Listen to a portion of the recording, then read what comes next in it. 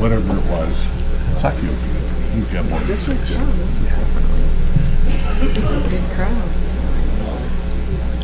I went home after work and my kids were making bacon.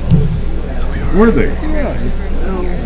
I'm sure before I get out, there'll be no bacon. I bet. Yeah, I probably bet. not. That's something that goes pretty fast. We had my youngest son and some kids from school had a little devotional once a week at our house in the morning at 6 o'clock. And my wife made more bacon than me. I could not believe how much bacon was ingested. We bought 2 cases last time. It was on sale for $1 for a package. Most of them hold some back. Really? We got 40 pounds. Oh my goodness, that's doing it. Now the young man standing in the back, is he one of your kids? No, that's Pat I asked you the Thomas's same boy. question. Okay, I know Paul. I've seen him with Republican shirts on, and I didn't know for sure who he was. His brother and I are good buddies.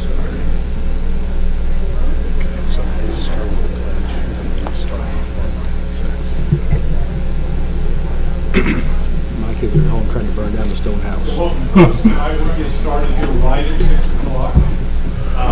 But before we begin the forum, I would like to Would you like some now? I probably do.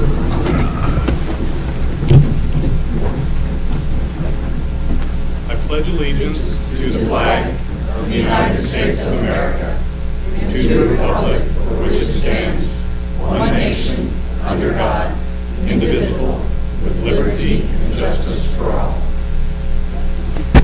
Would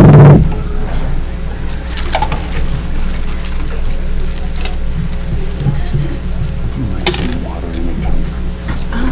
You know what? I'm happy to do that for me, just in case.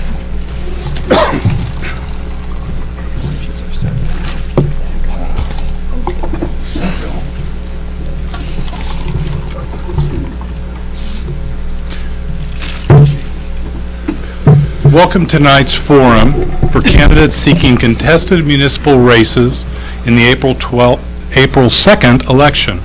I'm Gary Castor, Managing Editor of the Jefferson City News Tribune, and I'll serve as moderator of tonight's forum. I want to take this opportunity to thank the city for the use of the council chambers for this forum, as well as JCTV for taping and airing the forums. We're also streaming these forums on newstribune.com. Tonight, our first forum will feature the candidates for municipal judge.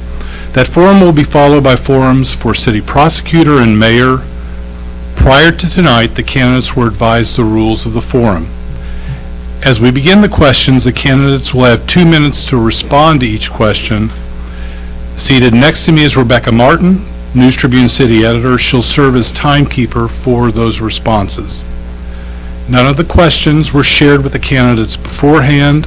During the course of the forum, I may ask a candidate a follow-up question in hopes of getting a clearer understanding of the answer. A candidate may also be granted time to respond or to rebut an answer from a previous question. And now let me introduce the candidates for tonight's Municipal Judge Forum. To my left is Brian Stumpy. He's served 8 years as Jefferson City Prosecutor and is a partner at the law offices of Stumpy and Shrimp LLC. Stumpy's been an attorney for about 14 years. In the center is Tim Anderson. He previously has served 29 years as a Missouri Assistant Attorney General before retiring. And to my right is Angela Silvey. She's a partner at Silvey & Associates and has worked as an attorney in Jefferson City since 2014. The order for the opening and closing statements were determined before the forum by drawing lots. So we're going to jump right in and start asking the questions at this point. So we'll start with Brian. How would you define the role of the municipal judge? Well, first off, thank you, Gary, for having us here tonight. We're all glad to be here and the chance to talk to the community. The role of municipal judge is one that we take an oath to the Constitution and we call balls and strikes. The law is what the law is. The facts presented to the judge, and the judge determines what the proper sentence should be. It's the role of a person with wisdom and discernment, and one that can use that wisdom to determine what the proper outcome should be. not all cases are judged on the same facts. It's different to have a 17-year-old kid that gets a speeding ticket and a 22-year-old guy that gets his 5th speeding ticket. They're different situations and circumstances. So each case has to be looked at those facts. The judge will then rule on that according to what the language of the ordinance is, what the Constitution requires that judge to do. All right, thank you. Tim, same question. Very similar answer. Any judge, the role of any judge is to do justice, to be just to those who are appearing before him or her. As Brian indicated, you'll have, every case is different. There are no two cases that are identical, but it's important to bring in not only knowledge and not only experience, but again, the word wisdom to any deliberation, to any verdict that a judge would make.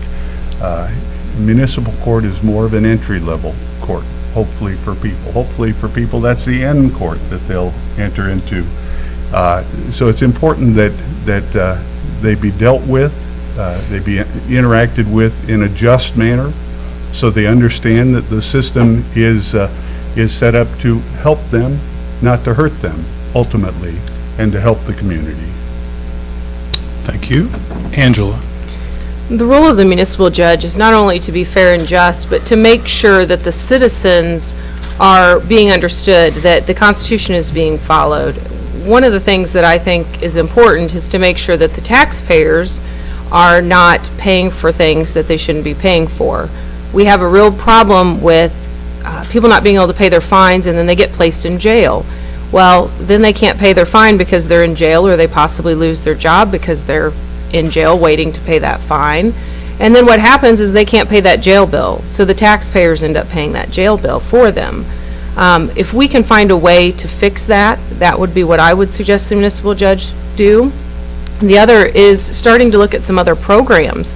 The municipal judge runs the courtroom. The municipal judge should make sure that not only is the Constitution followed and the law is followed, but what can we do to make sure the taxpayers and the citizens who don't have to go to municipal court and may never deal with municipal court, that their voices are also heard, and that the resources that the municipal court is using, that they're using them wisely.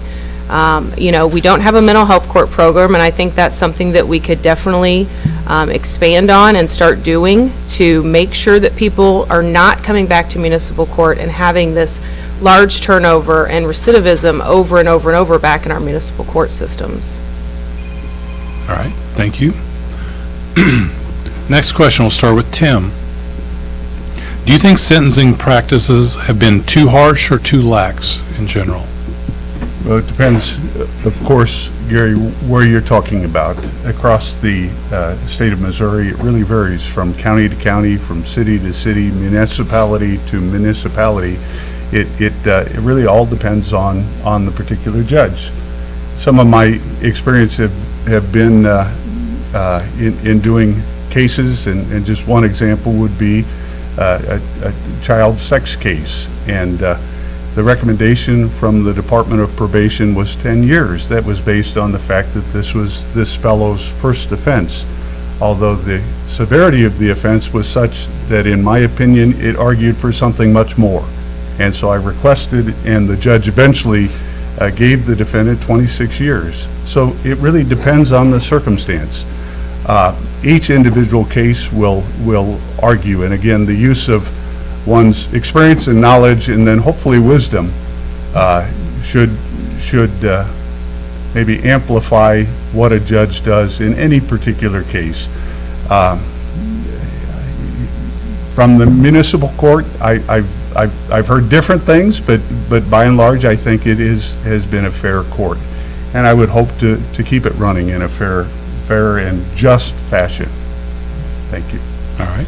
Angela, same question. Well, I think it reverts back to the first question you asked on the role of the municipal judge. The role of the municipal judge is to make sure that sentencing is done properly and that fines are not going over the threshold of what, the statute allows. So in this municipal court, from what I have had to deal with previously from dealing with Judge Walker, I feel like that the sentencing that has been done in this city has been fair and just. I have been to cities where it has not been fair and just, and that's why the legislature has had to enact laws to go back and say you're not doing what's in the best interest of your citizens.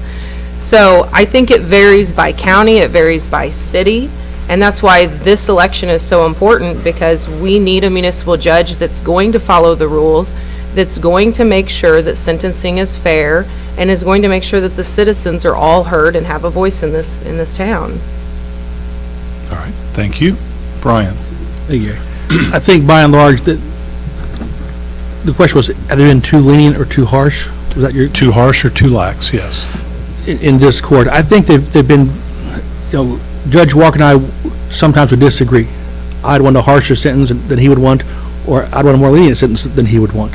But I trusted his judgment. I think he did a very fair job of that in that role. When Senate Bill 5 and 572 came into play, it very much restricted the ability to have some sentences in the city court. It changed how you do amendments on tickets. It changed how you can do community service on tickets, and it required things that were not required in the past. We were certain to strictly adhere to those new guidelines and those new rules. People that could not pay their fines, we had to do community service to work their fines off that way. There's a statutory requirement of $10 per hour to work those fines off, and those that could actually not pay them off, we had to do community service. We increased community service by and large in the first 2 years by over 400% of what it was previously. And really, it's going to be a case-by-case basis for the judge to deal with. As we said earlier, the first-time offender, the fifth-time offender, by and large, as Tim stated, it's an entry-level court. But just because it's an entry-level court with entry-level crimes, it doesn't mean the person that's in there is an entry-level criminal. So sometimes we have people in court that they're under investigation for murders as well as speeding. You have people that are involved in gang activity, and when you see those people, identify those people that just don't get it and won't change their lifestyles, you need to make sure that the sentence is according to that.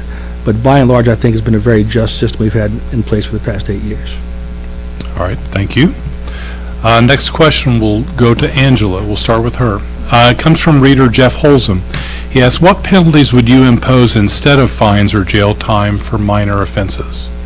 Well, I think community service is one of the areas that we could expand on, but changing it up a little bit. So right now, some of our community service really focuses on the Samaritan Center, Goodwill, places like that where people are going and they're unloading trucks and things like that. If we could get more smaller nonprofits involved in this community, and there's a ton of them that people don't even realize we have, so many great nonprofits in this community, and say, what are there some things that you need help with that we can get the citizens that are committing these small crimes in municipal court involved in, even if it was picking up trash for the city. Maybe if they did that, then they would realize how wonderful this community is and go, you know what, I don't want to do things that cost the city money because I want it to be where I'm giving back to the community instead of taking from it. So I think if we can expand some of those programs to reach out to maybe some more nonprofits, or even working with the city on what are some areas we need help with, cleaning up the parks, cleaning up some of the areas that are maybe run down a little bit, and kind of reaching out and figuring out some projects that people can be more involved in. Thank you. Brian? One thing that I've had a track record of doing over the past 8 years is when a teenage person comes in with a speeding ticket, suppose you're going 15 miles over the speed limit. Well, that means they have a fine and cost of $141. That more than likely the mom's going to pay or the dad's going to pay. Their insurance will go up by about $3,000 for the next 3 years. We defer them into a different program where they do 1 hour of community service for every mile over their speeding. That keeps the points off their license, keeps the insurance from going up, makes that person take responsibility for their actions instead of their parents doing it as well. We've also implemented programs where we require students to go back to school to finish their high school education. We've got them in alcohol counseling, drug counseling. Conditions are family counseling. So over and over again, when we identify issues that are causing the root problems, we try and pair that person with someone in the community that can help address those issues. We have a mentorship program in town at the court as well that Charles Jackson runs for us, that he takes people aside and talks to and tries to direct them in the right direction. So there are several different options we've been using historically in the court. We've had kids that have cleaned up trash downtown from the courthouse to the Capitol as part of their community service. We've had people that have washed police cars as part of their community service. We've had people that were required to move back home with their parents and get family counseling and then finish their high school education. There's a program where a lady comes and helps people with finding scholarship money for these students that were one-time high school dropouts that now can become successful and go on to college. There's a various myriad ways we can do different things that are out there. We've created programs to help jobless people find jobs, homeless people find homes, addicts find treatment, and mental health people find mental health providers for them. Thank you. Tim? I think all good ideas by both Angela and Brian. I think it's an opportunity for creativity. Community service certainly is something that can have an impact, I would think, on especially a youthful offender, somebody who's younger, who may not have done something before. But it's an opportunity for creativity. If, for example, an individual did something that harmed or potentially harmed somebody else, it might be an opportunity for them to have a chance to visit with somebody who was injured doing something dumb, something they should not have done. If the previously injured person would be interested in it. I like the word Brian used, mentor or disciple a person individually, to sit down one-on-one with a person and kind of give them a little bit of wisdom. And there are people who are affiliated with the court who can do that, and that's important. One of the things I did when I first moved to town 33 years ago was get involved with Prison Fellowship, and that's a group started by Charles Colson, who was involved in Watergate. And one of Colson's entities within Prison Fellowship is Justice Fellowship. And what they did there, some of the recommendations they had were very creative. For example, they talked with victims of crimes, and they said, what would you like out of what happened here? And so often a victim would say, I would like to sit down across the table from the person who violated me in whatever way, shape, or form, and ask them questions. Why did you choose my house to steal my TV? Or why did you choose me to assault? And they said that was more helpful to both the victim and the defendant if the defendant also is willing to do that, to put themselves out and be willing to sit across the table. That was more helpful for the people involved, and it had a bigger deterrent effect than one would have thought. So things like that, there's an opportunity for creativity. Thank you. Next question, we'll start with Brian. It comes from reader Eleanor Klein. All three of you have said you support expanding current programs to aid those with addictions, mental health challenges, homelessness, and chronic unemployment. What programs are in place and being used currently? How are they evaluated? And if so, by whom and what are the results? There are about 6 programs that we have currently. We courts every Wednesday. There's only 4 Wednesdays in a month. So one Wednesday there's someone there to assist people that are jobless to find jobs. One time there's someone there to help homeless people find housing. Once for mental health patients to find mental health services, and once for addicts to find addiction things. We also have a mentor there for people every week in court, and we have a DWI court program. That was started 7 years ago. It's an online program that costs taxpayers $0. In that program, there's an outcome-based evaluation to determine how successful the program is. The national repeat offender or recidivism rate for a first-time DWI is 20%. Those that have gone through the DWI court program through the municipal court in Jefferson City is about 4%, or 500 times lower than the national average. So it's been very successful. With the mental health court, it's not really mental health court per se, but mental health programs, it's kind of hard because I can't put in jail for 5 years in the city court. Our sentences are limited. What we can and can't do is not extreme as other courts can do. And so the teeth that you have to say you must attend this or you must do that are very limited. So it's got to be where you identify a person that has a specific need through the prosecutor reading police reports, through the judge talking with them as they fill out different forms in court. And when you identify those needs, you try and set that person on a certain docket where the mental health provider or the addiction provider is going to be present at that time. They then go meet with those people if they're willing to, and we say, here are the services that are available, but they have the choice to utilize those services or not utilize those services.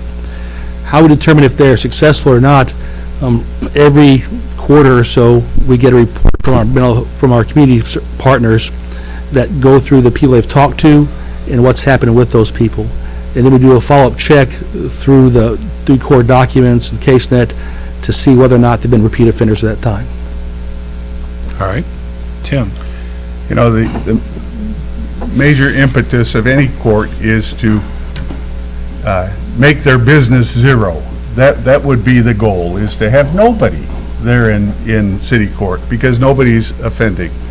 But that's not human nature. Human nature is we're selfish, we are inclined to do wrong things, and so we will always have city court. But the goal is to keep people from coming to court in the first place, to keep them from offending, from harming others, from violating the laws that we have. Some of the alternative sentencing that we've got here is very good, is a good opportunity for people who have committed lesser offense to basically take the off-ramp from what could become very serious and get the help that they need, whether it's driving while intoxicated, whether it's use of drugs, whether it's they're a veteran, they've got some circumstances that those of us who are not serving have not had to encounter, or if they've got some mental health problems. Now, the key, I think, would be in the screening of people. Are they, you know, if I did something, I may say, well, I'd like to go into this alternative sentencing. The important thing, I think, is to screen them correctly, to say, are they somebody who really needs this help? Would this help indeed? And it would have to be something where they understand going in, they're going in voluntarily. You know, they're not going in to skip out on anything, but they're going in and they're signing up for the obligations and the demands of the program, and I think that's important. Angela? The problem is we don't have a mental health court system, and the county is working on one, and what would be great is if the city could have one. And what that looks like, and what we're doing now is great. We're handing people some resources, we're hoping that they'll use them. When you have someone that has an addiction problem or has a mental health problem, most of the time they're probably not taking that phone number and following up. They need help, they need guidance. Most of the counties that have mental health court programs, Jackson County has a really good one, St. Louis has one, they're all over the nation. They screen, as an attorney, you can ask the prosecutor to look at the case, screen that person, and say, does this person fall within the category of where we could put them on a different docket for mental health treatment? It does have to be voluntary. They cannot just be forced to do it. A lot of times their attorneys will work with them and say, this is a great program for you to do. It will help ensure that, you know, you don't have a conviction on your record. What we're not doing now is allowing people to have that opportunity in a kind of a diversion program. So a lot of the mental health courts do a diversion. If the person completes the mental health court treatment, which is seeing a counselor, doing any kind of treatment they need, they then don't get charged with that crime. Because let's say that it was a person who has schizophrenia and they didn't leave a hotel and the police were called to remove that person, and then we find out it was because they didn't take their medication and their guardian couldn't find them. Do we need to put that person with a criminal conviction, or do we need to help them on a better path? And that's what mental health courts do all over the country, is go, okay, you're in this category where we really need to help you, not just throw a misdemeanor on your record and make you pay a fine, because that person's not going to learn from that. That person needs that follow-up treatment. And that's what I'm suggesting that we do, is we do an actual mental health court program here in this city. Very good. Next question, we'll go with Tim. Beyond, all three of you have mentioned mental health courts. Beyond that, what new or expanded programs would you consider if you were a municipal judge, and why? What current resources are available for expansion, both as the capacity of current programs and money for expansion? You know, again, the major purpose of court is to deter people from reoffending and to, if possible, make a victim whole. We've got some good programs that would be possible, and some that are working right now. I don't know that, at least beginning, that I would add to those courts. I would, the idea of a veterans court, if we have that need, would be something that would be of interest. But other things like the program that I mentioned, the Justice Fellowship Program, where you permit, if the victim is willing and if the defendant is willing, you facilitate, I guess, their opportunity to sit across the table and speak, if they're both willing. I think something like that might go a long way. So I think we've got some good programs. Where the rubber hits the road, though, is deterring people from committing the crime and from coming back or doing something more serious. And so often that happens, especially if you get substances like alcohol, like drugs involved. If they have some kind of mental issue, that's what leads to going beyond municipal court to the circuit court. Thank you. Angela? And I would agree with that, with the victim program. I was actually part of that. Our home was burglarized by a young gentleman who was in high school, and he stole my laptop, which had my master's thesis on it, and needless to say, I was not the nicest person about it. And they came to us and asked us, what did we want to do? What punishment did we feel was enough for that? And I really had to take a moment back and put aside the anger I had for him stealing this very important document and go, what could maybe change his life if we did something different? And so they facilitated us coming to a room, sitting down, and me being able to explain to him the panic that he put me in and what he did to me. And, then we got to kind of follow him a little bit and see how he did. I didn't want him to have a criminal record for that. He was a young kid. He made a mistake. He came from a very poor family.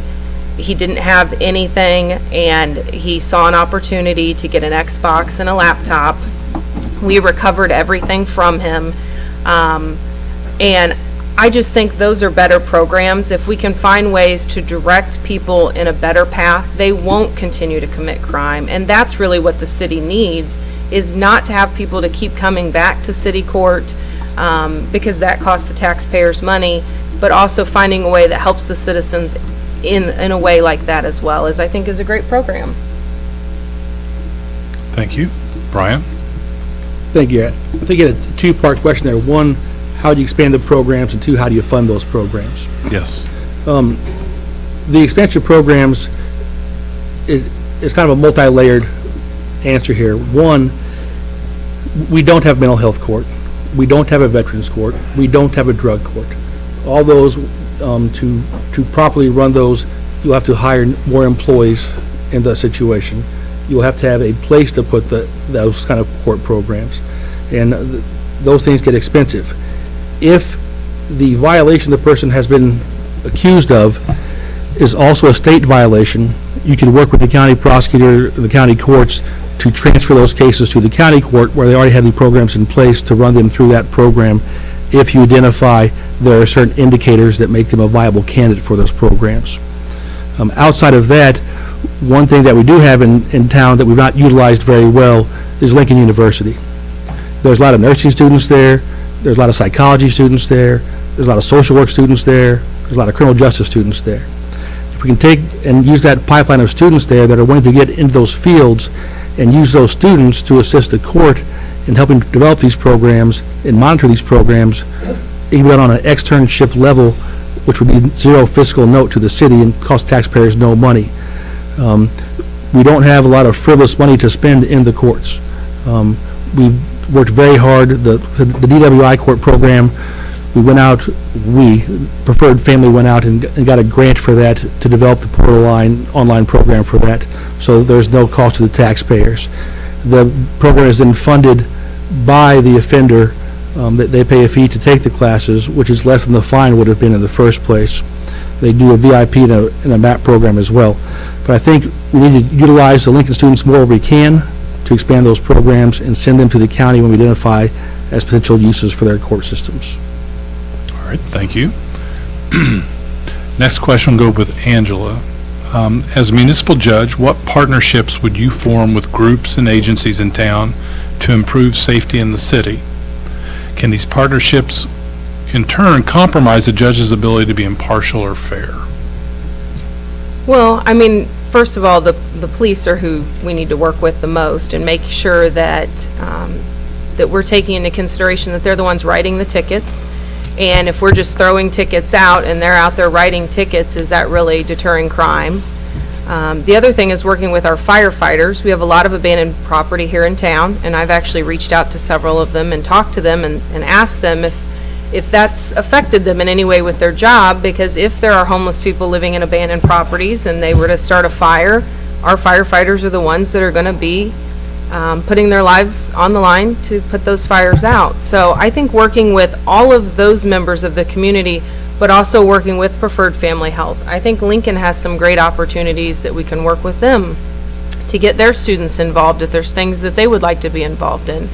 The problem is you can't force people to be involved in things, and it sounds great to have Lincoln students be involved in stuff, but we also have to make sure that we're not running any liability issues with the city. Because you are talking about, especially if we do a mental health court program, you're talking about people, their medical issues. So we can't just have anybody handling those programs. So Preferred Family Health is usually the one in town that a lot of people use because they have trained professionals that come in and work with people. I would suggest that we try and stick with that, especially when we're talking about substance abuse.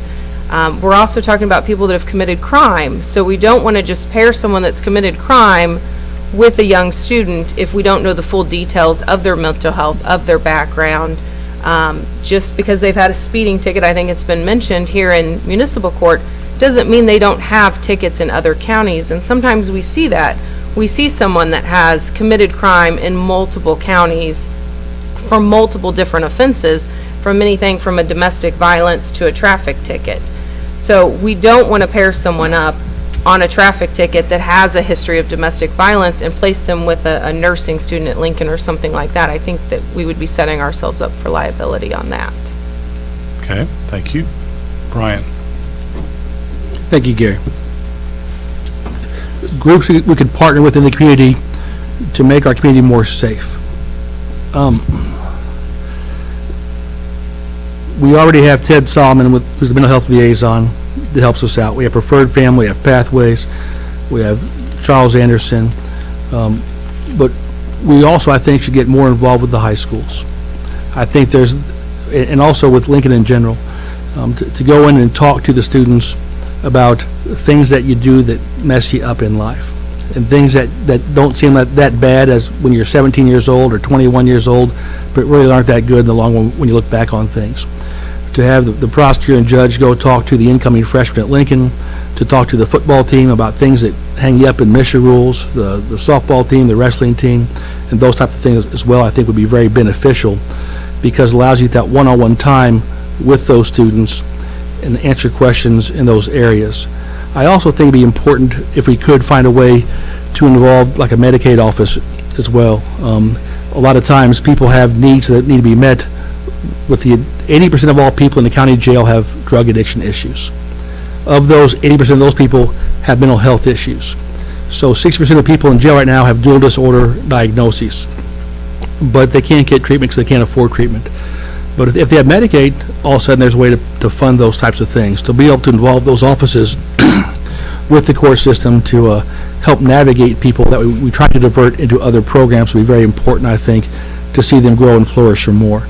I also think there's still a need in a way. We have Lincoln students that work for the Pringer Family Center that are doing internships there. There's a way to involve those students as well to try and shepherd people in the right direction to change those ways to make our community more safe. Thank you.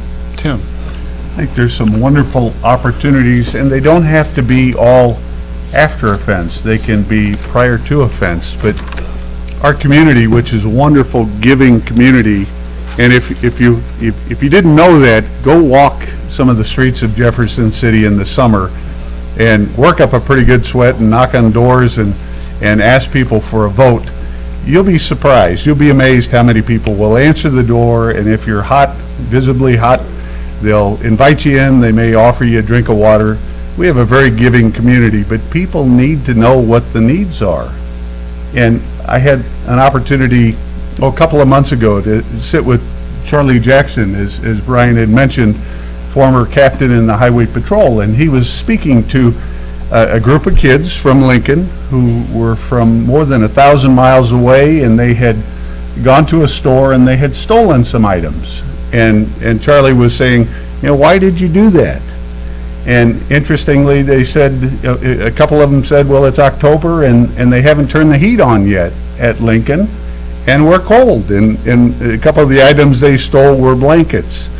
And the first thought that popped in my head was, we have so many churches, we have so many bodies of Christ in this community who would love to know that there's a need and could meet that need proactively, could work with people. So I think it's very important. It doesn't have to be necessarily after an individual offends. Could be proactive, could be before that, where we let churches know, let community groups know, here are some possible needs, and then let those who may be inclined to offend, maybe in a circumstance where they have needs, let them know here are places you could go. Thank you. All right, our next question. For more than a year, this will go to Brian. For more than a year, the Jefferson City Council debated making the city prosecutor an appointed position and ultimately voted to keep it an elected position. Do you think the city prosecutor should be an appointed position or an elected one? And what about the municipal judge? Explain your reasoning. Thank you. I think both the judge and the prosecutor should be an elected position. The reason being is that, one, it's accountability to the citizens in Jefferson City. It forces you to go out and be involved with people, to go to events, to meet people where they are, to talk with them and see what the real issues and concerns are within our community. Another thing is the elected position is much less political often than the appointed position. The prosecutor and the judge should be controlled by no one. They're controlled by the law and the oath that they took to the Constitution. And when they become an appointed position, then it becomes more of it can become more of a control position. When Judge Walker and I went down to, a town in southern Missouri looking at becoming a paperless court one time, there was a prosecutor there, and they had a case where a person had a suspended license, had got reinstated, and he did not amend the ticket to a no-op, which meant the person that went through the trouble to get reinstated would then be resuspended again. And I asked him, I said, why don't you amend those to keep them legal? Because if they're legal, they have insurance on their car now that they're driving, because they have to have the insurance to get the license. They're going to drive without the license anyway. They often let their insurance lapse. It becomes much safer for the community if they're driving legally with that license and insurance. And his response was, the council doesn't want me to. And so it takes that discretion away, I think, from the prosecutor to talk with people, to see where they are, to meet them where they're at, and make those decisions.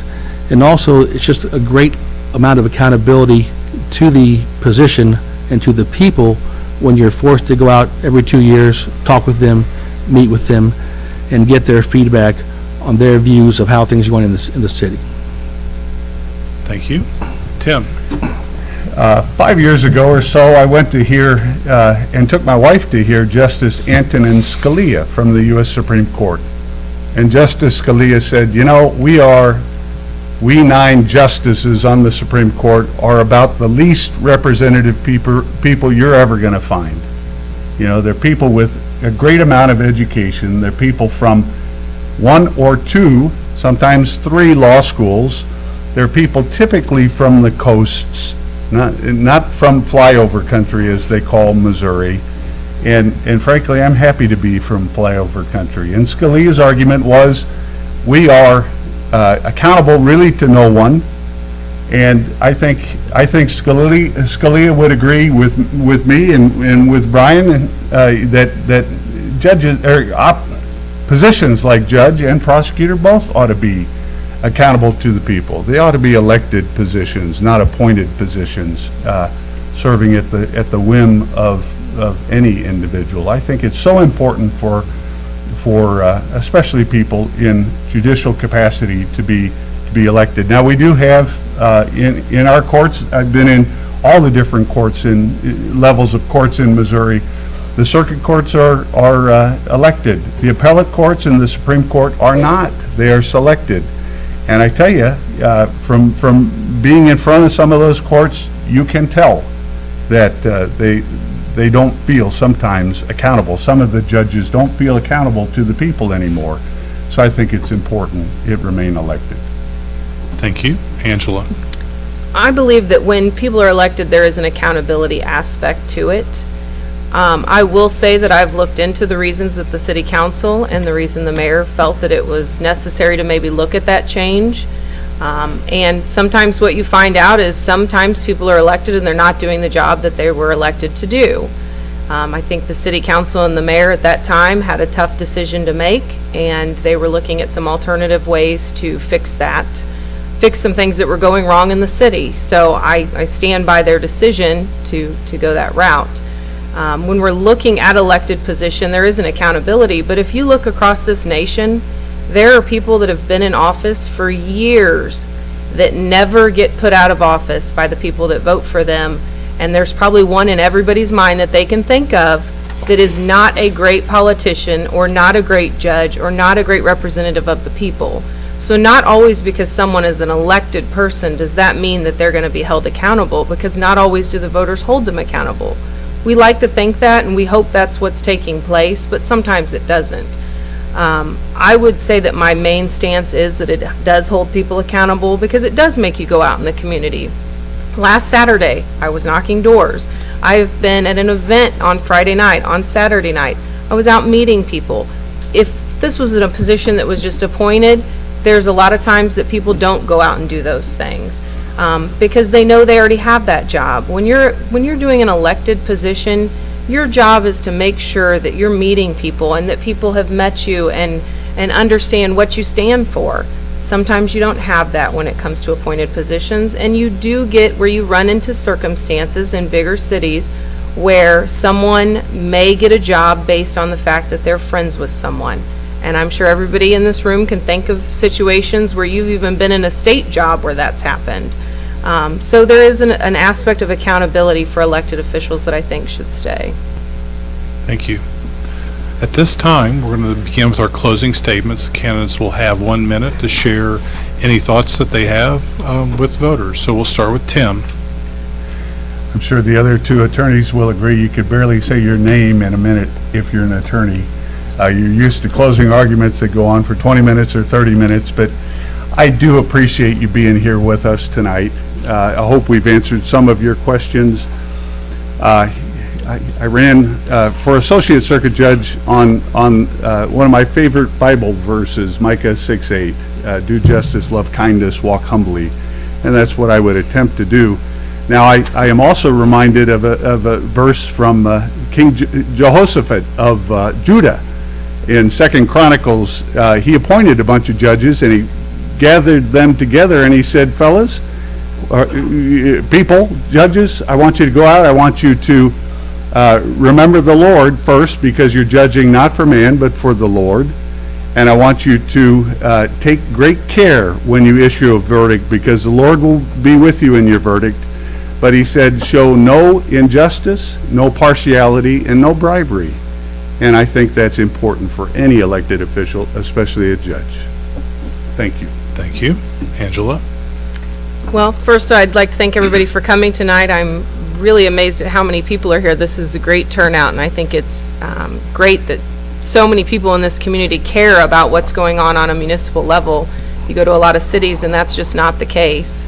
What I would suggest is that you go out and you talk to your friends, you talk to your family members, find out information. It's always important to be a very educated voter and make sure that the candidate that you're voting for, that you're not just voting for them because someone said something or did something, that you're voting for them based on their merit. You're voting for them based on, will they do the job?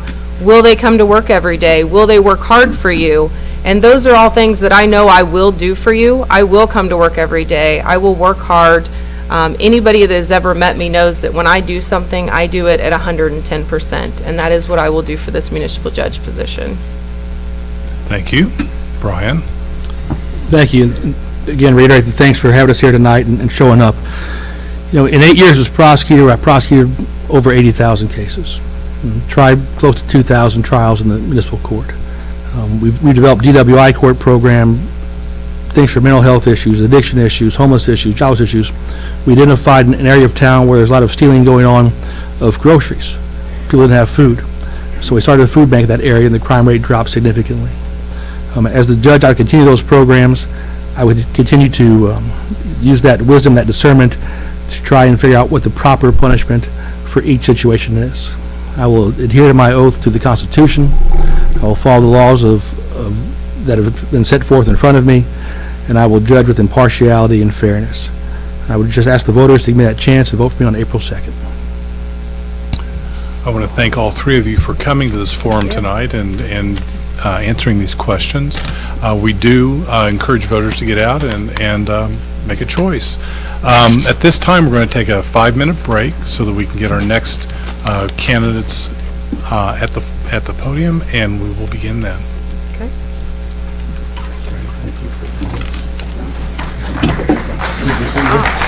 Good luck to you. Good luck to you. Good to see you again.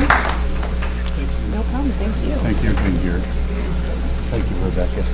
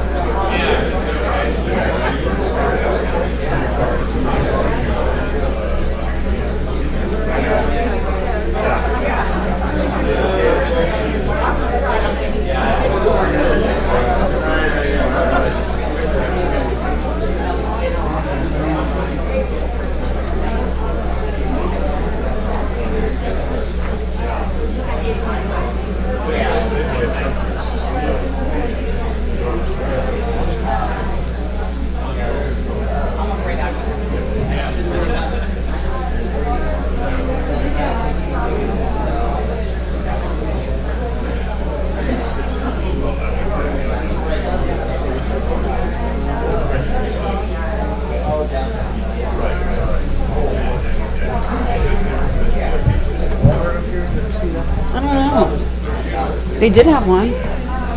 Well, let's ask for one because I want some water too. Can't hurt. Oh, here it comes. All right. You had the baby. Boy or girl? He's a boy. He's 4 months old. Yeah? What'd you name him? Oh, I like that. Emmett. Yeah? Shit. Shoot. I mean.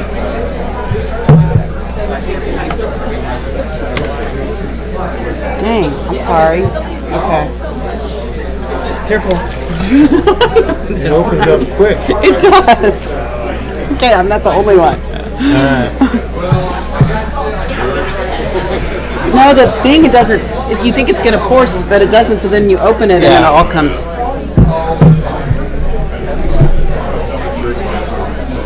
Yes, it's a trick picture. That was a different view. What? I've never sat up here before. Different yeah? view. I mean, I've stood. You match the background. Oh, good. Good. Yeah, I've stood there a number of times, but never.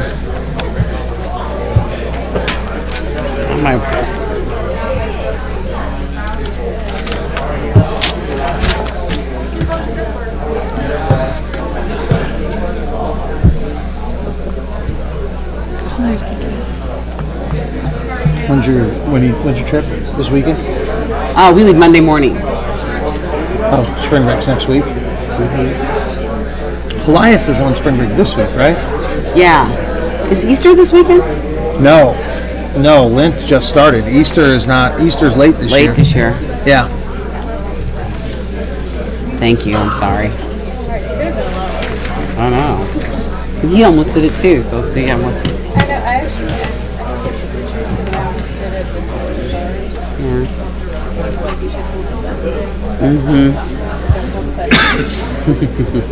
Thank you.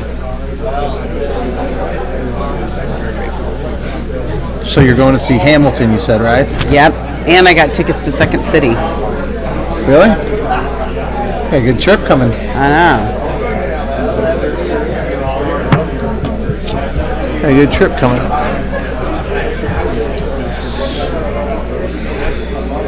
I'll be gone next weekend. Next weekend? Where are you going? Headed west, West to where? out to the desert. Oh, yeah. Yeah, Oh, going out okay. to Vegas. We Uh-huh. go So that Sarah weekend. never did that, but she was talking about going to do that one machine at Cosmo. you know? Okay. And I said, when are you going to do this? She's like, oh, I'm going to do it. She goes, I'm just nervous. And she never did it. Yeah, She's like, next time, maybe. I'm like, yeah. yeah. We go out that weekend every year, so it's not real good timing this year, but it is what it is. Okay. They're recording? Okay. I don't think we said anything too bad. No, I don't think we did either.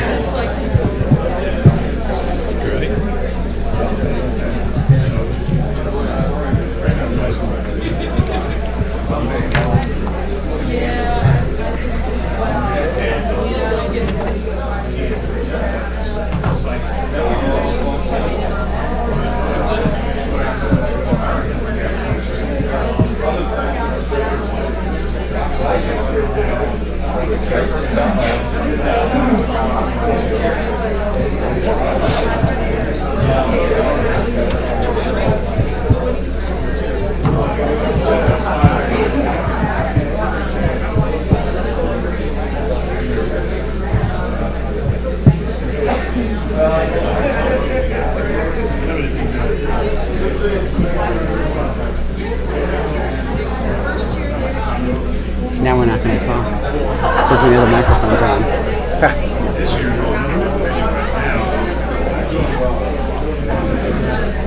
I would imagine ours will be shorter. I mean, there's less people. Okay, let's resume with our second forum tonight.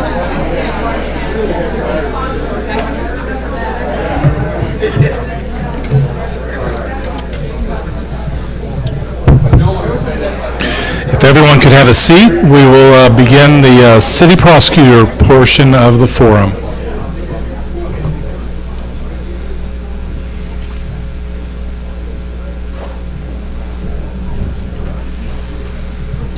Welcome to tonight's candidate forum for city prosecutor. Prior to tonight, the candidates were advised the rules of the forum, so let's just jump right into it, and let me introduce tonight's candidates. To my left is Galen Carver. She's a partner at Carver & Michael and has served as an attorney since 2001. To my right is Scott Evans. He's a partner attorney at the law office of Evans, Crowe, Halcomb and has worked as an attorney since 2010.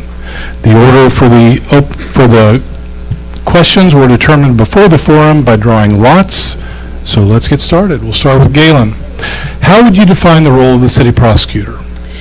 So the role of the city prosecutor, or the role of any prosecutor, is to review the cases. When somebody makes arrest, is issued a ticket, or there's an investigative report done regarding a particular crime, the police officers or the law enforcement body prepares the report and makes basically a recommendation to the prosecutor as to what charge should be filed based upon what crime or crimes have been committed after their investigation and their report. So the role of the prosecutor is to review that and then make sure, basically, that they're correct, that that is the correct charge or the correct crime that they think has occurred, and then file those charges on behalf of the state or the city in this situation, and then see that case through to the end.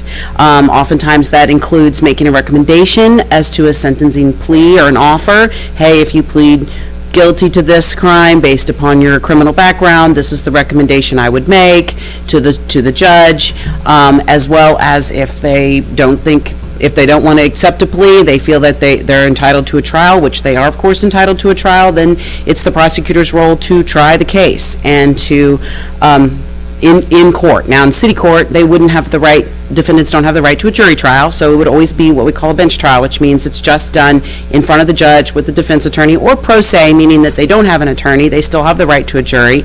And then if they want to appeal the decision, then it goes to the circuit court or associate circuit court as what they call de novo, meaning it's brand new. They get to start all over. And so then at that point, if they wanted a jury trial, they'd have the right to a jury trial.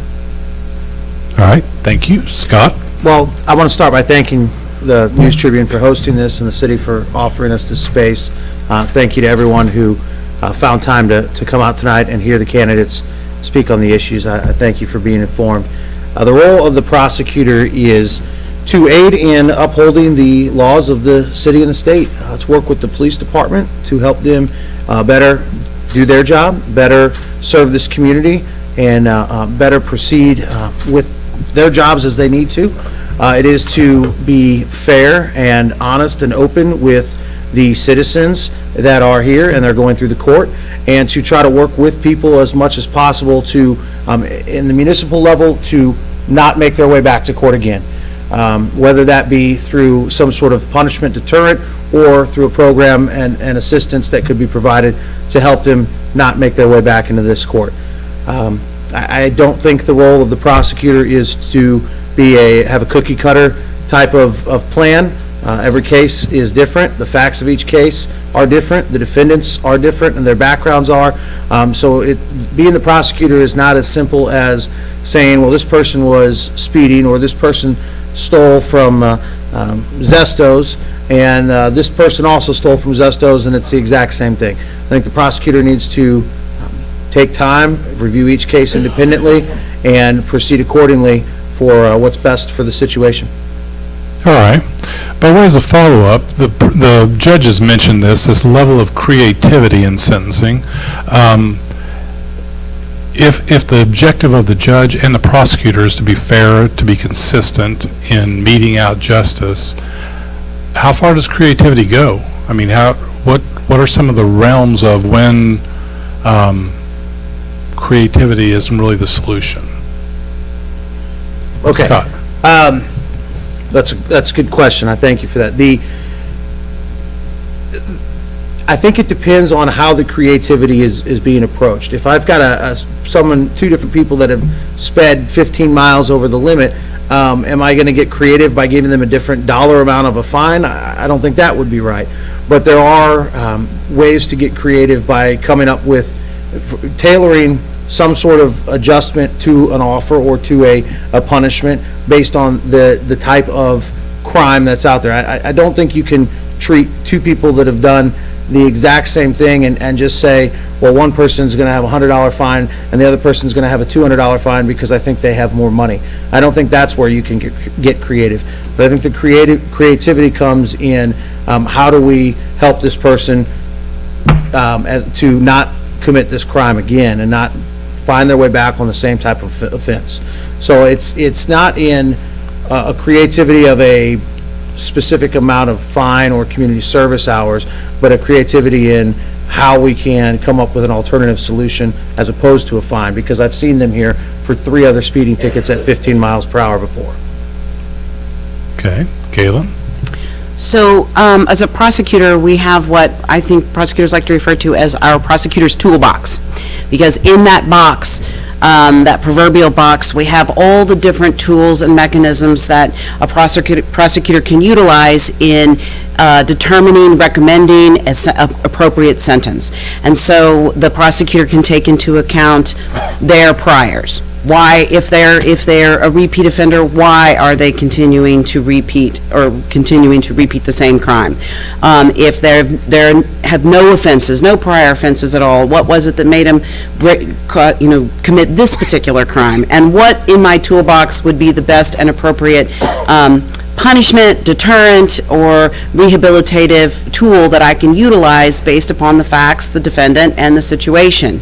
And so I think that is where the creativity sort of comes in, is what are my various tools, whether it be a mentor program like we already talked about that we have in this system, whether it be the DWI court, whether it be reaching out to volunteers to help provide blankets to the Lincoln students because their heat's not on, or whatever it is, all those things that are available in our community. It's knowing who to call in the community, where to reach for those resources, and which is the appropriate tool that I can use as a prosecutor to try to make sure they don't reoffend. Make sure that they're both punished, but also that that their punishment fits the situation, and also to protect the citizens of the city from crime. So.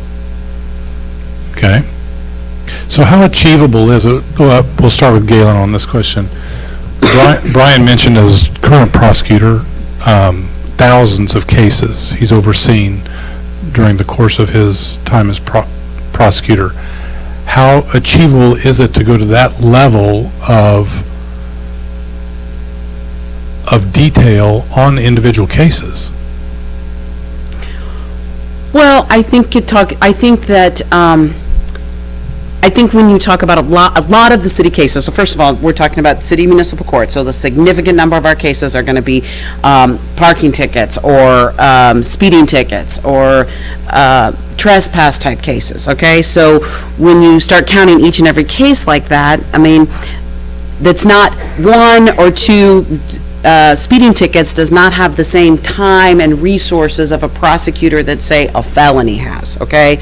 So I think one is a very efficient, useful use of your time as a prosecutor to review the cases, look at them, determine whether or not this is the appropriate charge, what's an appropriate sentence. So I think one is just a useful efficiency of your time, but I also think we can't get bogged down in the number of cases, okay? Because one prosecutor may say, well, I handled, 1,000 cases in a year, another one says, well, I handled 8,000 cases in a year. Well, maybe those 1,000 cases were all felonies, and the 8,000 were all traffic tickets and misdemeanors. I mean, so you can't really compare apples and oranges by a number like that, okay? But there's a huge caseload. There's no question. Whether they're small, big, whatever, it is a big caseload. And so I think it takes a very efficient worker to review these and do them, and pull out the ones, in looking at a report, is this a significant, different, interesting type of case that's going to require something different from my toolbox, or is this just your basic speeding ticket?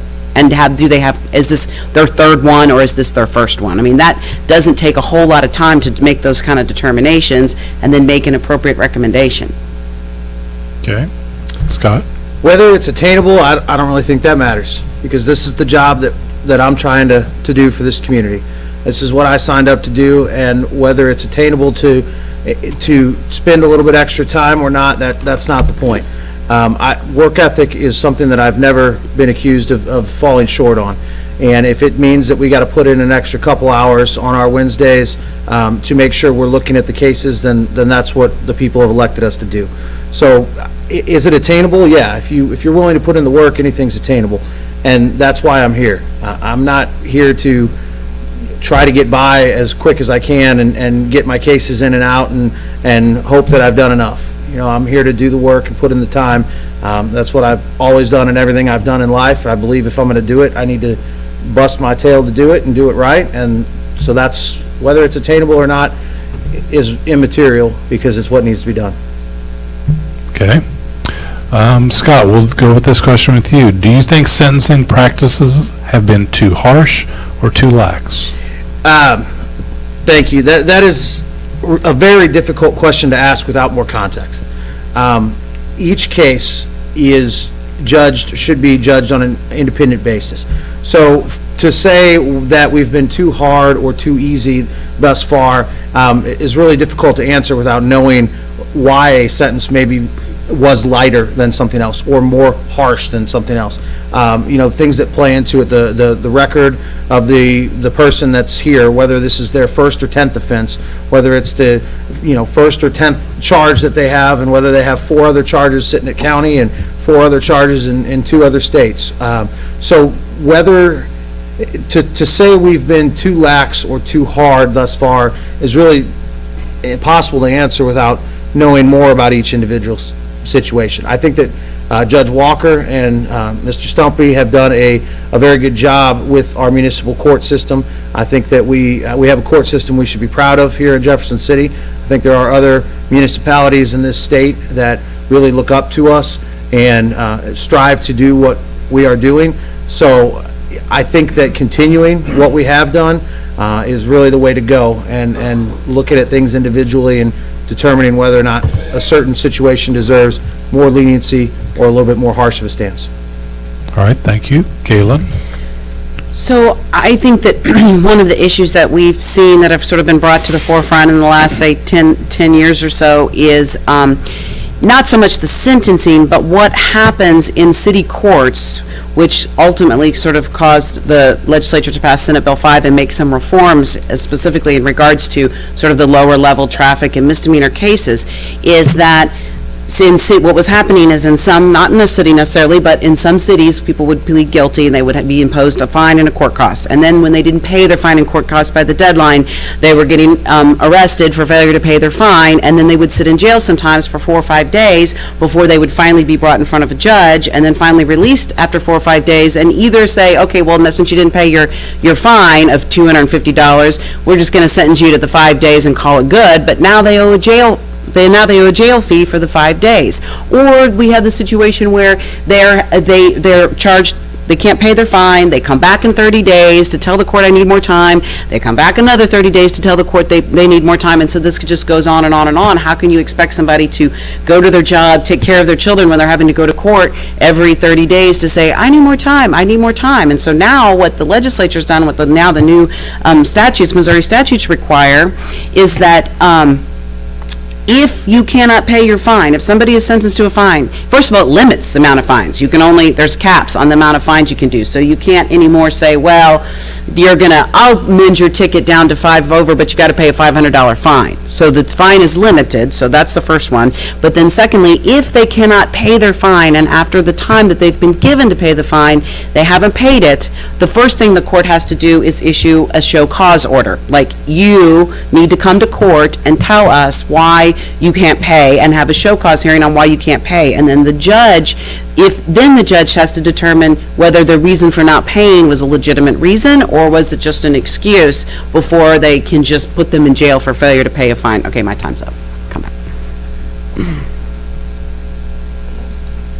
Try to talk faster. All right, next question. Galen, what penalties would you pursue instead of fines or jail time for minor offenses? So, I think there's a lot of options. Obviously, one is going to be what we call an SIS, or a suspended imposition of sentence, where they could then do some type of community service or attend a class or do something along those lines, kind of like what we'd already heard from the judges, different alternative programs, right, that they can do as a sentence instead of a fine, especially if they can't afford the fine, right?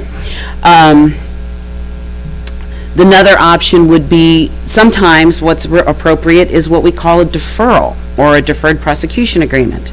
And a lot of times this is appropriate, especially for youthful first-time offenders. And this is an agreement that's signed between the prosecutor and the defendant that says, okay, yes, the defendant signs an agreement saying, yes, I committed this crime, and the prosecutor said, and the prosecutor says in the agreement, I'm going to dismiss this case on the condition that you not commit another crime for 1 year or 2 years, and that you do the following. Maybe it's go to counseling, or maybe it's do some community service, or maybe it's going to a marijuana awareness program class or something where they have to do these specific things. They provide proof to the prosecutor's office that they've done those things within the time frame, and the case is never filed. But what that agreement, though, does for the prosecutor and for the defendant is that it gives the defendant is they were a first-time offender, they made a mistake. If they entered this agreement, if they never commit another crime, it goes away, it's gone, as if it never happened, right? Gives them a second chance. But what it also does is it says, but if you do commit this crime again in the next year or 2 years, then I get to refile the case, because part of the agreement is they waive the statute of limitations. So I can refile the case if you commit it again. So it's kind of like, sort of like a hammer or a stick, I guess, to make sure that they're not going to reoffend, but it also gets them some kind of community service, working with the community, so they realize, so they're giving back to the community for the crime in exchange for not having the case filed. Thank you. Scott? Okay, some alternatives to sentence, or to fines. Community service is the easy answer, but let's not just tell people, go do some community service. Let's try to find ways that make the community service beneficial to that person. If they stole from Goodwill, let's do some community service at Goodwill. Let's go in and let's learn about the people and the business that you stole from, and let's learn about how this affected the other people that work there, and how this affected the people that you didn't even realize you were affecting. Let's make it more meaningful, okay? Another option, in addition to the community service that's tailored, would be a victim impact panel. We heard all the judges talk about, all the judicial candidates talked about the benefits of learning a little bit about the victim and being able to hear from the victim. So victim impact panels throughout the community, being able to hear, if you've got a DWI, being able to hear from other people who have had family members affected by other people driving drunk. Or being able to hear from some real-life examples to put a face to the jacket that you stole, and make it a little bit more meaningful to help deter the next time you go out and you're thinking about doing it again. Okay, thank you. Scott, next question starts with you. Candidates for judge and prosecutor have mentioned they want to continue expanding municipal court programs. Give a specific example of how you want to improve the program and why that specific improvement. Sure. We've heard a lot of talk tonight about the programs that are out there and how we can improve specifically with mental health. And, I'm going to touch on that.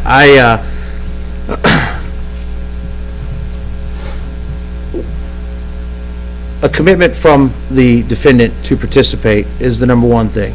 And a lot of times we have people that have a mental health need that is either undiagnosed or unmedicated or just out there that simply nobody knows how to get the treatment for. So being able to increase awareness of what is out there so that those people can make the decision to move forward with it would be a big step. And I don't think this can just be done at the municipal court level. I know that there are talks at the county court with Judge Walker and Judge Joyce and Locke Thompson, the current prosecutor, about a mental health program and at the county level.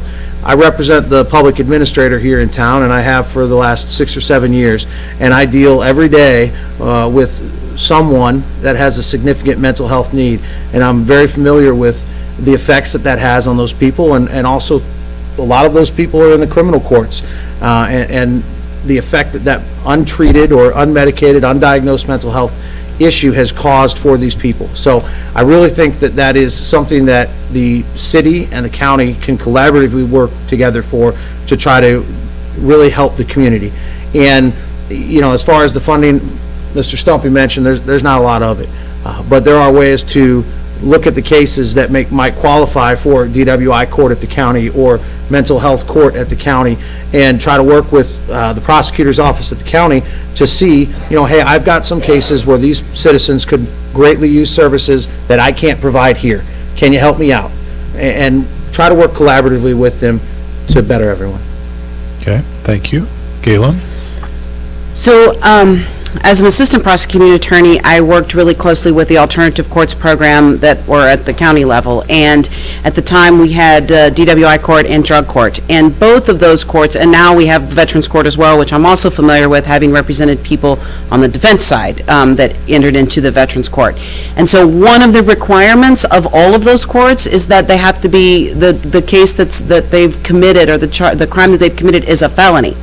And the reason for that is because the expense and the time commitment is so great to be involved in a DWI drug court or veterans court that it's not worth it if it's a misdemeanor. Does that make sense? So I think these alternative courts are great. And as a defense attorney, when I'm representing somebody who says, oh, I want to go to drug court, so I can have the advantage of it being deferred, right, or it goes away, and I say, let me tell you, that is a lot of work. Okay, I mean, they have to go to meetings they go to drug court or DWI court once a week or once every other week. They have to meet with their social worker, they meet with a counselor, they go to AA meetings or they go to NA meetings. I mean, it's not an easy skate thing. And so and it has an expense to it too. And so I think when we talk about some of the alternative courts plans for a municipal, where we're talking about traffic and misdemeanors and lower level misdemeanors, we need to look at what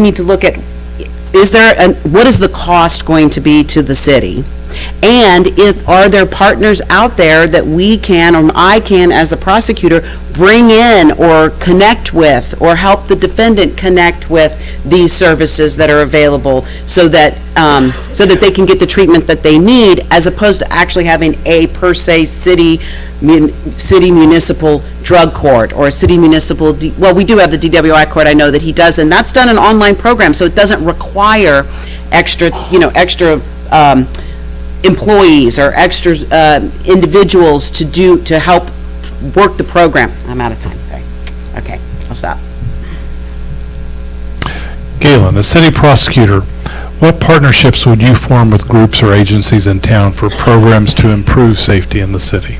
Okay, so going back to what I was just explaining about the alternative courts plans, which is right there, reaching out to people, knowing this community, knowing what services are available, knowing what kind of places, who can provide or help this particular individual would be the first thing. Making those types of partnerships to help to implement these sort of alternative courts, kind of like what we're talking about, but on a smaller scale as opposed to a full-blown DWI court, drug court. Does that make sense? Okay, then, I absolutely think that we are missing the boat when or if I'm the prosecuting attorney, or if I'm the city prosecuting attorney, am not going into the schools and talking to our high school students about the ramifications of what they may consider, just a little tiny infraction. And I'm talking about speeding tickets. I'm talking about driving while their license is suspended, driving without a license. 16-year-old doesn't have their license yet to borrow mom and dad's car. These kind of things have serious ramifications. Minors in possession of alcohol, possession of marijuana, these kind of charges have a big impact on them, especially if they think they're going to be college bound or trade school bound or community college bound. And I don't think that our high school students really understand the potential impact. And so I think that would be the first thing. Second thing, I think, as I know when I've been to Lincoln and I've heard from Lincoln students, that they feel like they're not really part of our community. A lot of the students do. They come here, they feel like they don't have a good relationship with law enforcement. They feel like they don't have a good relationship with the rest of the community. And so I think that would be, and Lincoln is part of our city. And so I think that going out and into at Lincoln, where the students reside, giving them information about our community, making them feel welcome, letting them understand this is where city court is, this is what are the various rules and things in our city, and making them feel welcome to our community. And so that would be another partnership I think we should reach out to. Thank you. Scott? Yeah, I'm going to echo a lot of what Galen said. I don't want to give her credit, but those are great answers. So, getting into the schools is very important, okay? The high schools, the college, Lincoln University here, and making sure these people, the first time that they meet us shouldn't be when they're here and when they are learning now what they've done wrong and how they could have done it better.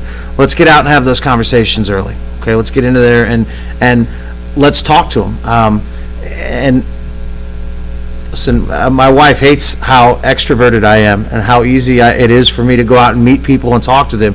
And getting out and knowing the services that are available and meeting with these students or the community organizations and being able to know what is in our toolbox, as Ms. Carver said, and being able to utilize that properly. So really educating ourselves and educating others, but also working with the police department. I think the police, I had an opportunity to speak with some of the police department last week, and it was very eye-opening to me to hear from their perspective. But I think utilizing the police to hear how do they think we could better reach out to the community, and how do they think that we could better provide education to help in reducing the crime before it starts, and really utilizing their experience and their knowledge. They're the ones that are out there every day dealing with it, and to not use that, I think, would be unwise. So really partnering with them, getting their perspective, knowing what we have available to us, and educating people as early and as often as possible. Thank you. Scott, next question starts with you. For more than a year, the council debated making the city prosecutor an appointed position and ultimately voted to keep it an elected position. Do you think the prosecutor should be an appointed position or an elected one? And what about the municipal judge? Sure. I absolutely believe that it should remain as an elected positions.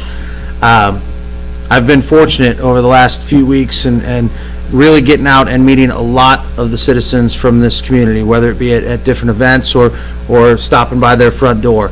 And I've learned that how proud Jefferson City is of what we have and who we have representing us. And I don't think it would be right to take that away and take that out of the hands of the citizens. I mean, if you look around how many people we have here on a Tuesday evening, it's a testament to how invested this community is in having a say in who is going to be representing us and who is going to be upholding the laws of the state and the city. So I think it's very important that it remain as an elected position, and as well as the judge. And you know, the other hand is I want to be accountable to the people in this room. I don't want to be accountable to the council or the mayor. I don't want to feel like I owe anybody favors when I'm looking at a case and trying to determine what the right course of action is, or if I were the judge to look at a defendant and determine what the right sentence would be. I don't want to feel like I owe it to anyone else other than the people that have put us here, and I think it's very important. Thank you. Galen, same question. I don't really have a strong opinion one way or the other. A lot of cities and municipalities appoint their judges and their prosecutors.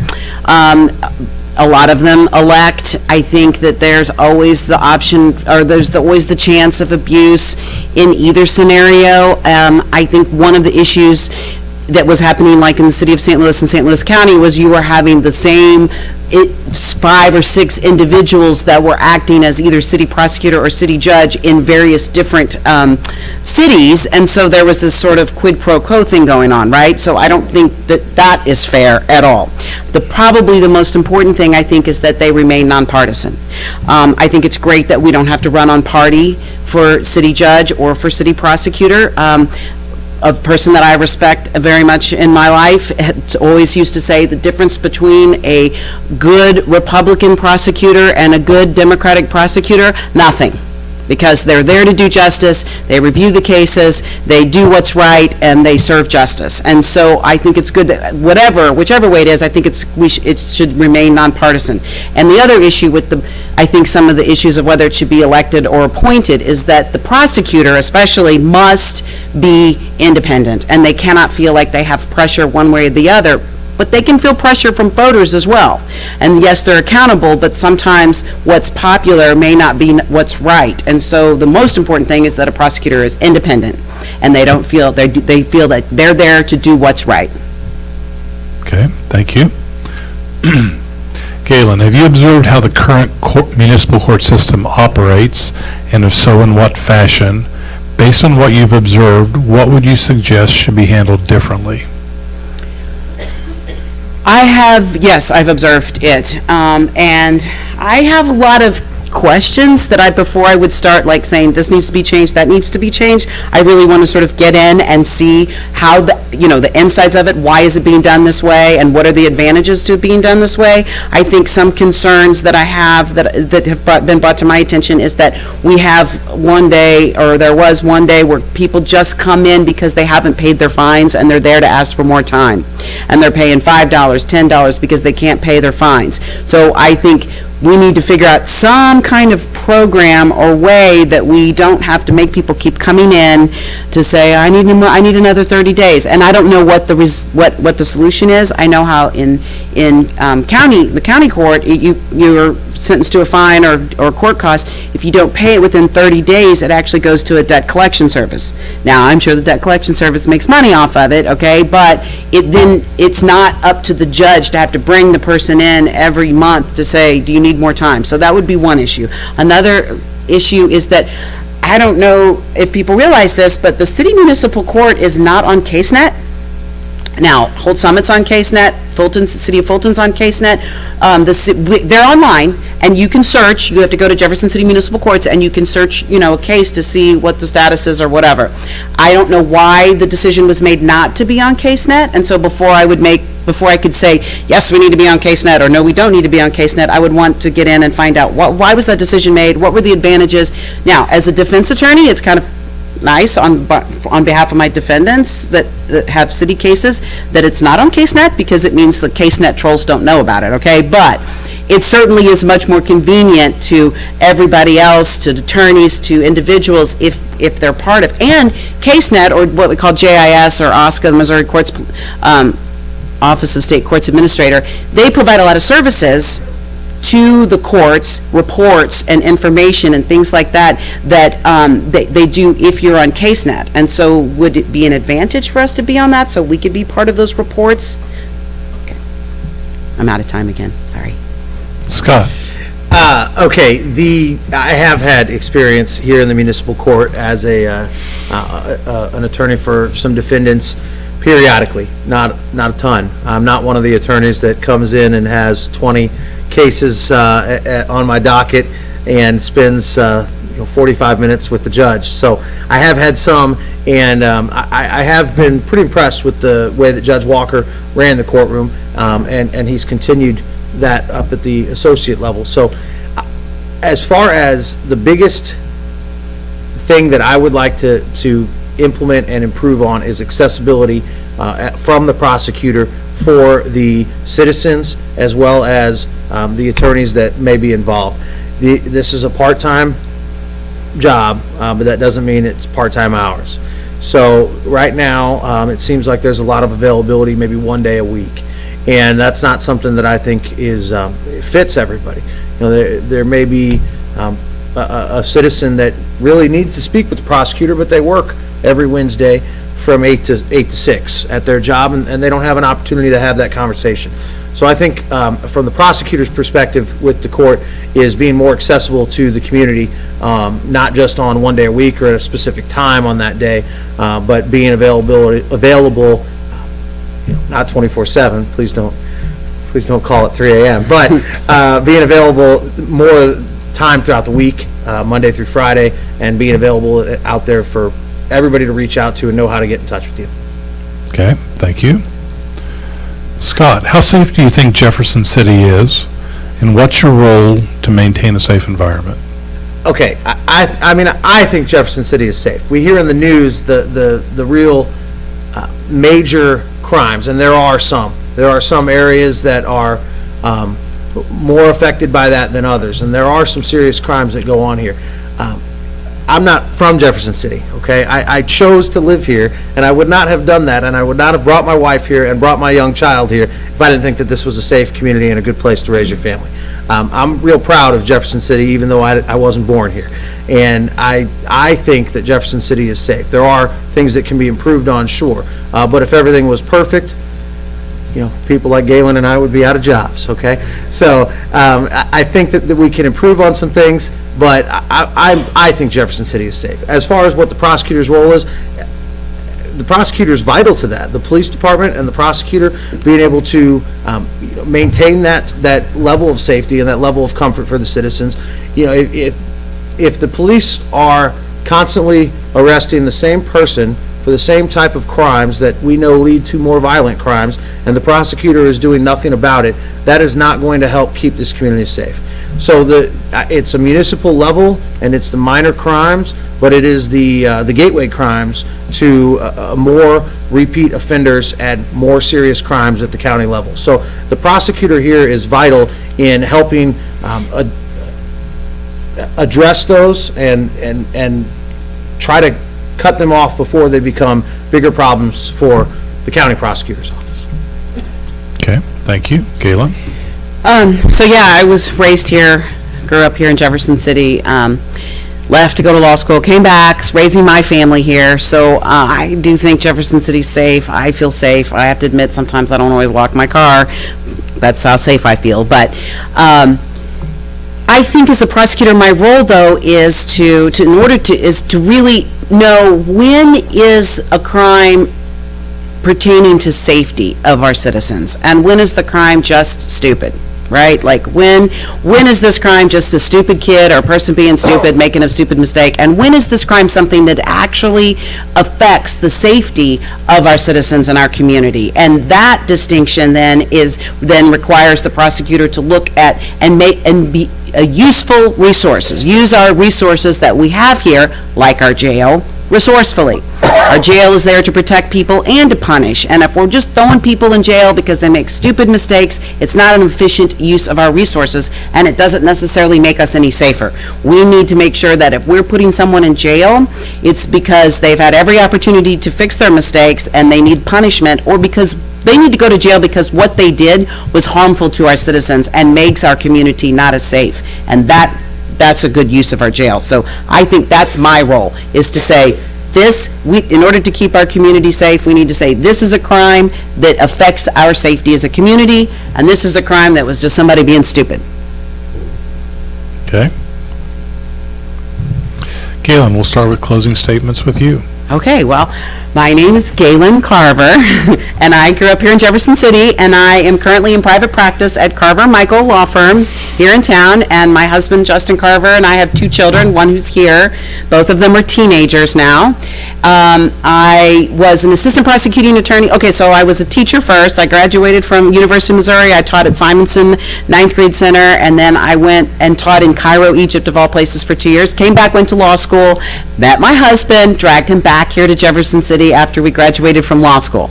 I clerked for Supreme Court Judge Mike Wolf, and then I got a job with Richard Callahan as assistant prosecuting attorney, where I worked for several years. And then I left and went into private practice, where I've been practicing all kinds of different civil cases, but then also criminal defense, because obviously as a prosecutor, I handled a lot of high-level felony cases, low-level misdemeanor cases, traffic cases, both bench trials and jury trials. And so then as a private attorney, I've done the same on behalf of defendants. So I have a good working understanding, knowledge of the criminal justice system, and I'm ready to be your prosecuting attorney. And I want to thank everybody for coming today, and thank you to the News Tribune also. Thank you. Scott? Okay, again, thank you all for being here. It is important for our voters to be educated, and I appreciate you taking the time to come out and get to know the candidates and the issues. Listen, I decided to run for prosecutor because I care about this community, and I care about my family, and wanted to be in a safe community. I've got a 4-year-old, and I kind of looked at it, and I am in a unique position as an attorney where I can take some ownership of the safety of my community, and I can take some ownership of what is happening around me. And that is the main motivating factor for why I decided to run. This is something that I want to do, and something that I want to do well for the people here, as well as my family. I've really enjoyed getting to meet so many people as I have over the last couple months, and Jeff City is just a great place, and we have a lot of people that we should be very proud of. I ask that you come out April 2nd, vote in the elections, and I ask that you support me for your city prosecutor. We thank you for coming out and answering these questions that we've submitted to you.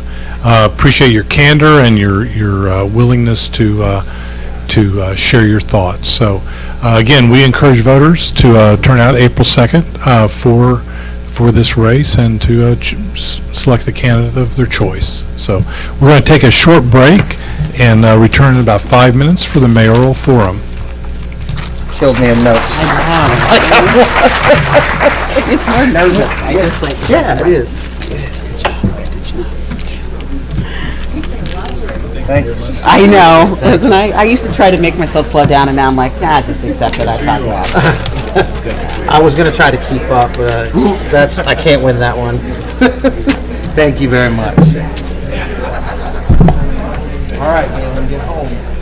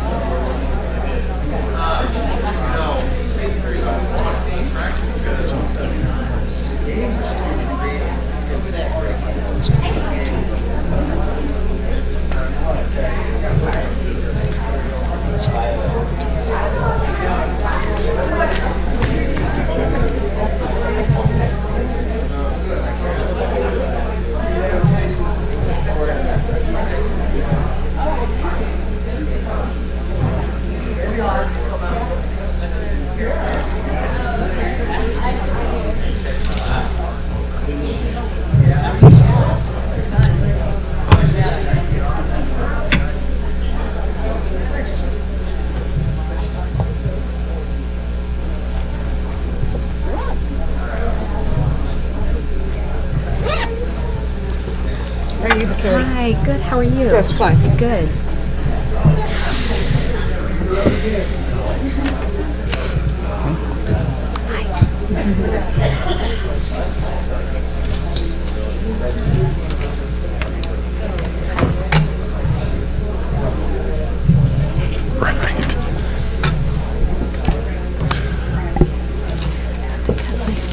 Okay, I think we're going to get started here in just a moment. If you'll please have a seat.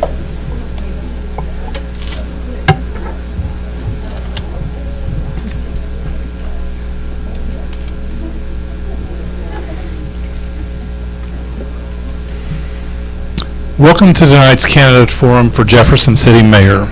Prior to tonight, the candidates were advised the rules of the forum. So let me introduce the candidates for tonight's forum. To my left is Carrie Turgeon. She's served as Jefferson City Mayor since being first elected in 2015. She's also the owner of Carrie's Hallmark Shop in downtown Jefferson City. To my right is Taiwan Lewis, who currently owns Mary Ann's, TJ Consulting, and Faith and Hope Real Estate LLC. The order for the opening the questionings and closing statements was determined before the forum by drawing lots. So we're going to jump right in, and we'll start with Carrie. How would your background help you as mayor if you're elected or re-elected in this case? Thank you. It's been an honor to serve as mayor of the capital city for the last 4 years, and we've moved forward on so many great projects in the community. So I think we've built up a lot of momentum, and the last 4 years have been very proven that we have a strong community and we have a lot to look forward to in the future. Also, my background as a small business owner and growing up in this community for 3 generations and really having a love for this country and our community has helped me to serve even better, and I appreciate the love and support of my parents, and that's what's made me who I am today, and feel like I would be an excellent choice for re-election for mayor. Thank you. Taiwan, same question. Yes, sir. As far as my background with the current issues with our youth at stake, with our homeless problem and our opiate problem, I'm a veteran. Our veterans are suffering. I'm a college graduate. Our college graduates are needing externships, jobs after they graduate. I'm a small business owner. I created from scratch. I know how to guide people. I know how to advise people. I know the downfalls of not being able to get a business loan. I've gone homeless. I know where people are suffering at. I know the programs to get people on the programs. I've lived on the programs. I've raised 2 beautiful daughters in our community that are here with my grandchildren tonight. I'm from this city. I was born here, and my background has brought me to this position. I've done fast food work. I've done real jobs. I've customer service, government. I've worked for Robin Carnahan. I've been in volunteerism. I've been an advocate, and I'm for the people. So that's my background. Thank you. Taiwan, what are your top 2 goals for the office? My top 2 goals for the office is, number 1 is going to be youth. The current crimes is what the judge and the prosecutor that was, they spoke on tonight. Those are the issues. In order to master that, we're going to have to get our families back in order. Being homeless has opened up my eyesight to see the reality of what the big issues are, and it goes back to either the drugs or homelessness. So my second part is going to be affordable housing.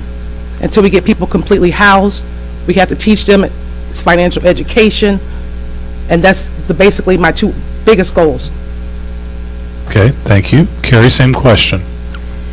The top 2 goals that I would have are to continue to make our community safe and strong, and having, I think that's very important for our community, and also continuing our revitalization and growth that we have, namely with things like prison redevelopment and seeing that through. That's been a goal from the beginning. In fact, during my first term, goals included prison redevelopment, revitalization of Capitol Avenue and riverfront access, and as we're moving forward on those goals, would like to see that continue to thrive and move forward, but namely the top 2 would definitely be moving the prison redevelopment forward and continuing to have a safe and strong community. All right, thank you. Carrie, what's the primary role of the mayor in your mind? The primary role of the mayor is to lead the community and to listen to the citizens and the community, and just have a vision that follows the lead of the citizens. So certainly to lead and to listen. All right. Taiwan, same question. 90% of a mayor's job to me would be networking the community In order to network, you have to understand the people that are out here, and it's just not people that are well off to do. It's people out here that are suffering. 50% of our working class is service jobs. As far as networking, providing opportunities for the youth, providing opportunities for affordable housing, and providing opportunities for families to really be reformed and transformed in order to move forward into society here in our community. As far as the city development part of it, or it's not city development, the city networking within the employees, the city council, having a relationship on all levels with the city workers, with the fire department, with the police department, with the parks, having beautiful relationships to be able to actually sit down and have general conversations with them. Networking is about the biggest part. You got to get out into the community. You have to be the face of the community. You got to understand that we're where we are as far as our location in America to be able to bring in businesses, as far as opportunities for the youth, as far as real estate development, and as far as basically offering opportunities for people to truly transform themselves, because there's a lot of people that are out here suffering. This is why our court system is the way that it is, as they spoke on tonight. This is the way our county is, and that's what they talked about tonight, and as far as across America. Okay, thank you. Taiwan, how would you grade the city's approach to diversity and inclusion? The approach would have to actually be kind of researched. The population here is pretty much all white. When you walk into City Hall, that's the reflection that's actually in there. So as far as what has been going on to reach out to Lincoln, I'm not sure. I know that as a mayor, I would reach out to all 4 universities here. I would actually hold, public forums to try to get people jobs that qualify, and see whether or not the issue is either a cultural thing or if they're not skilled for the position. I really can't answer as far as whether or not the city is not trying to not hire a minority type person without actually doing the research. I would have to actually see the applications. Sometimes people are afraid to apply for a position in life if they fear, or they come from fear of not being able to qualify from where they come from. Depending what the applicants look like, that's about the only way to actually tell. But our reflection in our city is not what it is.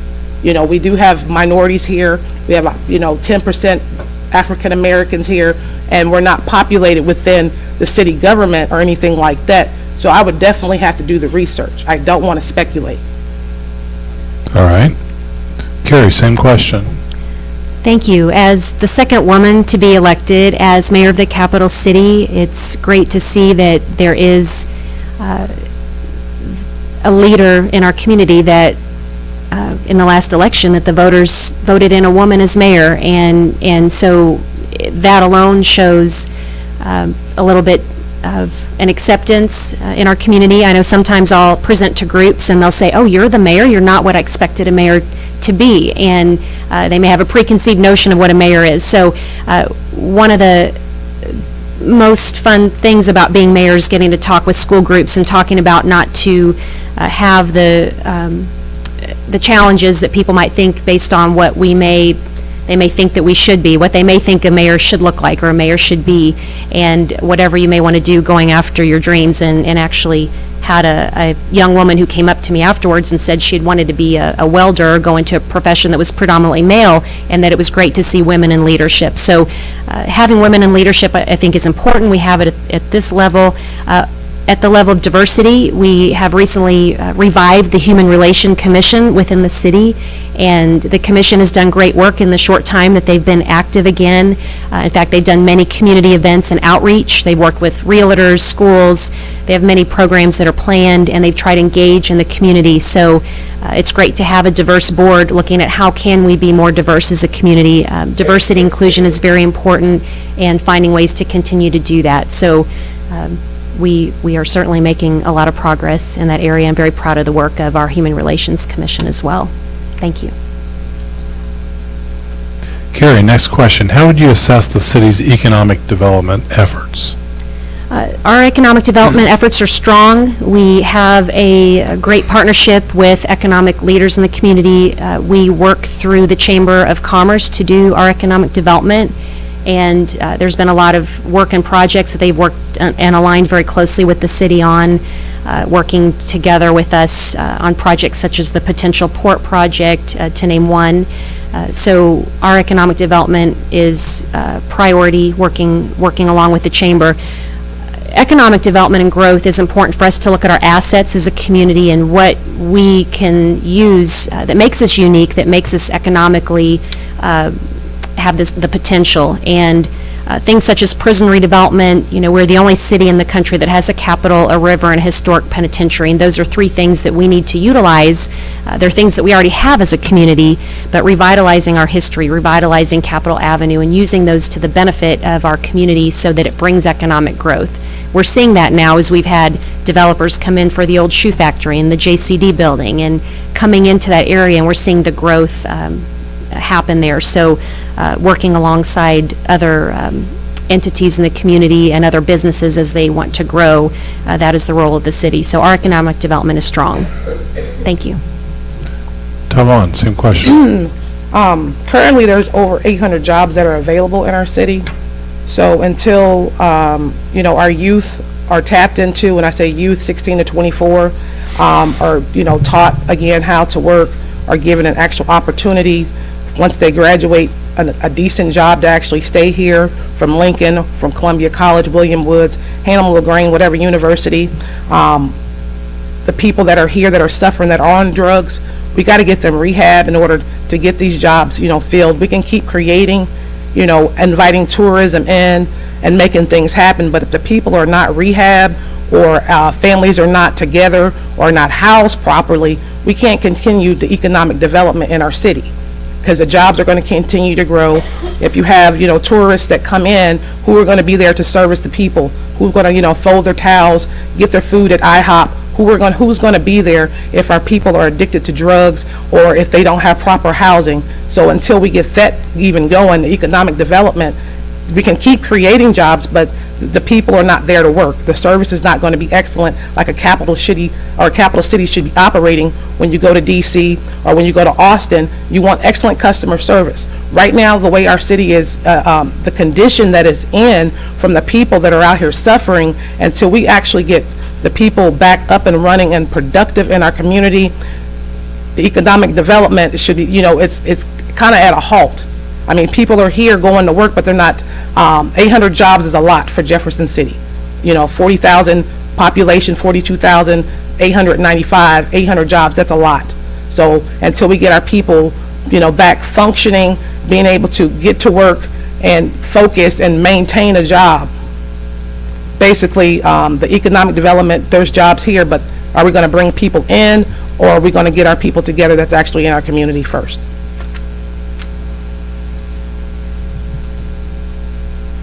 Taiwan, you've said your history with homelessness inspired you to run. How big of a problem is homelessness in the city, and what would you do to address it? Currently, on the Housing Authority waiting list, there's 400 families that are on the public housing waiting list. There's 600 that's considered on the Section 8 waiting list. Since I, lived at the Salvation Army, there were families in and out, of the Salvation Army. As far as what my plan is, basically, people need emergency housing first. The reality that the block grant did come into the city, that was in the newspaper. People want to buy a house, but people are not ready to buy a house. It's a big goal to buy a house. I've been trying to do it for the last about 15 years myself, being a single mother. Emergency housing is needed first. Once people get emergency housing and go through the necessary steps to get back on their feet and get back on track from whatever they have experienced in life, then we can move them on to transitional housing. That may require, 1 year to 2 years. Then we move them on to shared housing. That may be a 3 to 5 year program before a person is actually ready to purchase a house. Now, we do have some people in our community that are ready to purchase a house, but they need to go through actual classes and know what home ownership means. Like I said, as far as the type of homelessness, we have people that are sharing homes right now that's not reported. You know, that's a program that could be created, a shared home program with the people. Transitional housing to give them time to, you know, heal from being homeless. Homelessness takes you through a whole lot. It takes you through a whole lot to where you need to transition back into life. And so everybody's goal basically is to own a home, and we can get there because the funding is here through our not-for-profit organizations. Homelessness can be healed or accomplished here in our city. So let me circle back before we go on. So how big of a problem is it? I mean, give me an idea of numbers of How people. big of a problem is it? Out of the 50% that of the service jobs that people are here going to work, I'd say out of that 50%, probably 40% of those people have some type of home economic problem, as far as whether they can pay their rent, on the way to eviction, behind in rent, $2,000 or $3,000, gonna move, you know, with their income tax check, trying to figure out a way to buy a house, have 6 or 7 people living in their house, or might just decide to leave the house. As far as population, there's different reports. The thing about statistics is you have a hospital that can count, you can have Samaritan Center that can count, you can have Salvation Army that can count, Common Ground, but if people don't admit it, if people were not there when they do the head count, like they did the head count in January and they came to Salvation Army, those numbers were not correct because there was nobody there as far as considered to be homeless, because if you're sleeping in a room, you're not considered homeless at Salvation Army. If nobody's, you know, if they're in hotels, they're not counting those people. So as far as the true homelessness, we don't have those numbers. Those reports that are out here are not the reports that are actually the complete, accurate number that could be made available. You know, when you have people that are living in public housing that have roommates that should not be there, those people should be counted as homeless, but they're not. When you have people that are in hotels, I've been there, paying $500, $600, $700 a week, those people are homeless. You can't use a hotel address. So as far as when you ask me how many people are actually homeless, I cannot actually give you, I can give you a percentage out of the people that I've experienced from being at Salvation Army and watching people get a job and knowing that they're still there, and then maybe they get an apartment within, you know, 2 or 3 minutes, or 2 or 3 months, pardon me, 2 or 3 months of being there, because Salvation Army's program is 90 days. You know, that's basically, the statistics are inaccurate. It's going to be difficult. All right. Yes. Okay. Carrie, from your perception, how big of an issue do you believe homelessness to be, and should it be a priority, and how should it be addressed? It is an issue. It is an issue that the city works on. We work closely with the city's public works, or the Planning and Protective Services Department, and they coordinate with other entities here in the community. They work on the project Home Connect every year and help in offering the assistance to connect people with resources. So we work very closely with the Planning and Protective Services here. Also, we work closely with the entities like Salvation Army that provide assistance, and we work with the churches and others in trying to connect them with the most need. And we've recently had a tour of the Salvation Army, but that's not new. We've been there before. We we're in communication with the leadership at some of the entities such as Salvation Army to ask what we can do, and also encourage our community and community members to support those organizations that help others, and such as United Way and Salvation Army. The city team works together to try to make our community better, working with Samaritan Center, and sometimes whether it's on a personal level, and as a mayor I may be working with those organizations, but we also try to encourage others in the community to also do their part and help others. Okay. Carrie, one of your New Year's resolutions was to address a downtown parking issue. Define the problem and how you would address it. Yes, parking is something that we've been looking at, adding parking in the downtown actually for several years, and We've recently worked on studying the area and doing a parking impact study to see where is the most need. There are certain parking lots that have a high demand and that are the higher rate lots that are close proximity to the Capitol and downtown. And as we look to add businesses and loft living space and office space in the downtown, we know that there is a need for parking in order to accommodate all the growth. So we've had a lot of growth. There's very few empty buildings, but we need the parking to go along with it.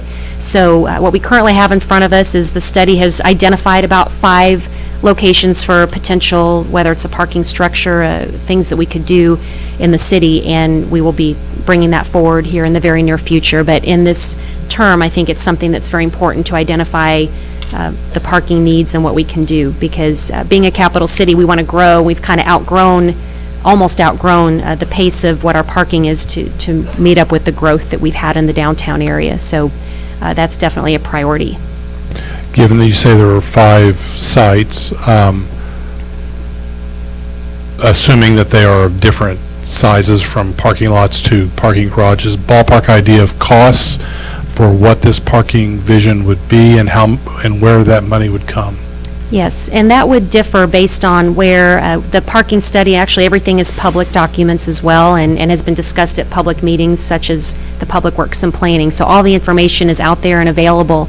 I believe the draft study that we've looked at will be finalized soon with the final numbers, the numbers of parking spaces, the cost per parking space, which would vary depending on how many spaces, whether it's 300, 400 parking spaces, cost per space depending on which site is selected.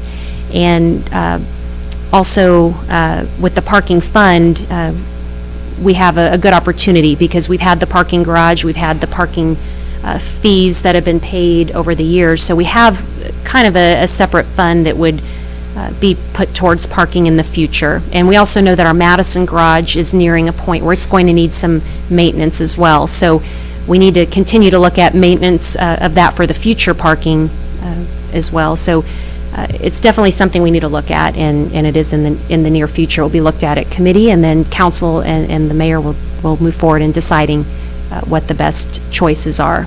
So as a follow-up, the parking fund, does it carry sufficient funds for the repairs to Madison that you mentioned, as well as construction of some other parking structure? It would be used for that. We would need to look at also revenue from parking fees and rental spaces, so it wouldn't necessarily fund the entire project, but a lot of it would be used for that. But there would also be the fees for those that would want to rent the spaces. And to kind of put it in perspective, there is a spot or one of the lots in the close vicinity to downtown in the Capitol that, and I'm going from memory, I don't have the study in front of me, so I don't really have numbers, but I'm just going from memory, is, there's around 100 people on the waiting list. And I know the waiting list doesn't turn over often because those spots don't turn over often either. So there are places that have very high demand, and with that demand also comes revenue, because those are parking spaces that people rent on a monthly basis, and some are hourly, but in the downtown is the closest downtown proximity on High Street. There are no meters because we want to encourage the parking there, but I'm talking about the long-term parking. Okay. Tyrone, do you believe parking is an issue, and should it be a priority? And if so, how should it be addressed? Well, doing my research originally here through the prison redevelopment in 2004, when they shut the prison down, I thought a part of the plan that parking was supposed to originally go there. So the developers, I don't know what's being developed without looking at the RFQ, if that's going to be an option, that's going to be your best location for downtown, considering that you would have to probably tear down some structures or something like that, or have people park somewhere and do a share right into town, parking lot, or maybe put it where St. Mary's is, since they did leave the parking garage there. Those would be the options, just thinking off the top of my head. As far as funding, without actually seeing the budget, I thought it would, be taken care of with the prison redevelopment part of it. You understand what I'm saying? So without actually seeing the budget for parking, that would be the 2 ways that I would go about it. St. Mary's would be an excellent location. I'm not sure what the plan is with that without actually, having the knowledge of it, but they left the parking structure there, so that would be easy to do in my brain. and then going back to, actually, I think it was 2000 when the first blueprint came about with the prison redevelopment, when the idea was there to put the boutiques in some apartments and a parking garage. So I'm not sure what the developers are going to do, but that would be the way that I guide them, considering that there's not much opportunity, downtown to put anything else, unless, the river's there, but you can't park in there. So, I'm not sure, where else we would actually put parking besides the prison or St. Mary's area, or do a share a ride program, putting them somewhere to, kind of bust them in. That's about the three options that I would give. As far as funding, I would have to see the budget. I can't determine something or speculate on nothing. All right, thank you. You're welcome. Tyrone, how safe is Jefferson City for its residents and its visitors? What can we do to make it safer for everyone? As far as the type of crimes have increased with the youth, we're got to tackle this youth problem. Here we are getting ready to go into the summertime. The youth, they want to enjoy, the turn-up music, the concerts, whatever, what's going on out here in the streets. But we got to tackle this. We need to get to the high school, before they get out of school. We need to tackle Lincoln, and kind of direct them to where they can go. There is one building here, the Community Bridges building, that is trying to get open. They need major money. I don't know if it's going to be possible. I told them I'd try to help them fundraise any way that I can to get them open so the youth can actually have somewhere to go. I just learned my Savannah's is going to be closing down. I don't know who has access to that. It's going to take investors to make this happen for the youth. That's the first thing, to kind of educate them.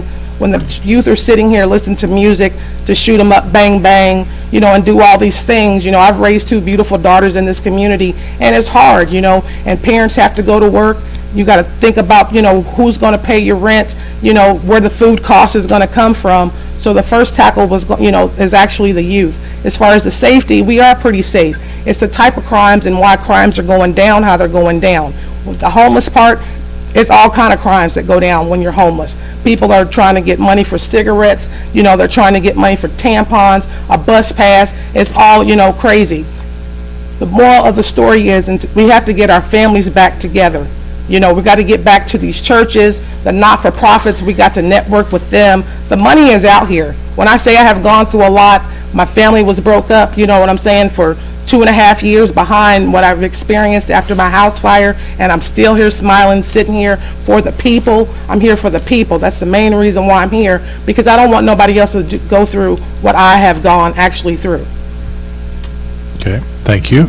Welcome. Carrie, how safe is Jefferson City for its residents and visitors, and what can we do to make it safer for everyone? Jefferson City is a safe community, and our city council has made it a priority, along with myself as the mayor, to continue investing in public safety when possible. We've made sure when we budget that we are doing what we can to fulfill the needs within the city budget to continue strong public safety. We're fortunate. We have an excellent police department and fire department. We have an excellent new fire station coming on board to replace the aging fire stations. So our fire trucks are new, and so we're keeping up with that. We're doing our best also with police cars and vehicles, trying to maintain and keep up with that. So it's important that we, at the city council level, that we are able to invest in the budget as much as we can to keep public safety a priority.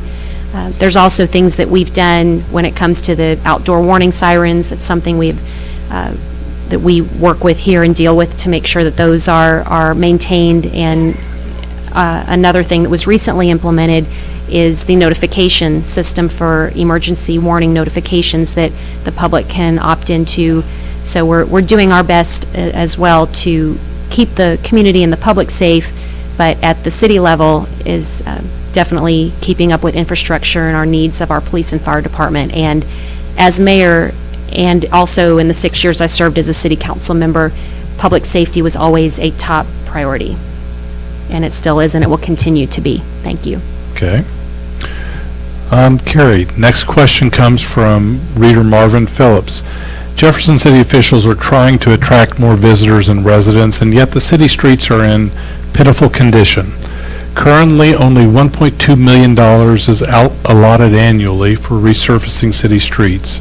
How much more should the city spend annually to get our streets up to higher standards?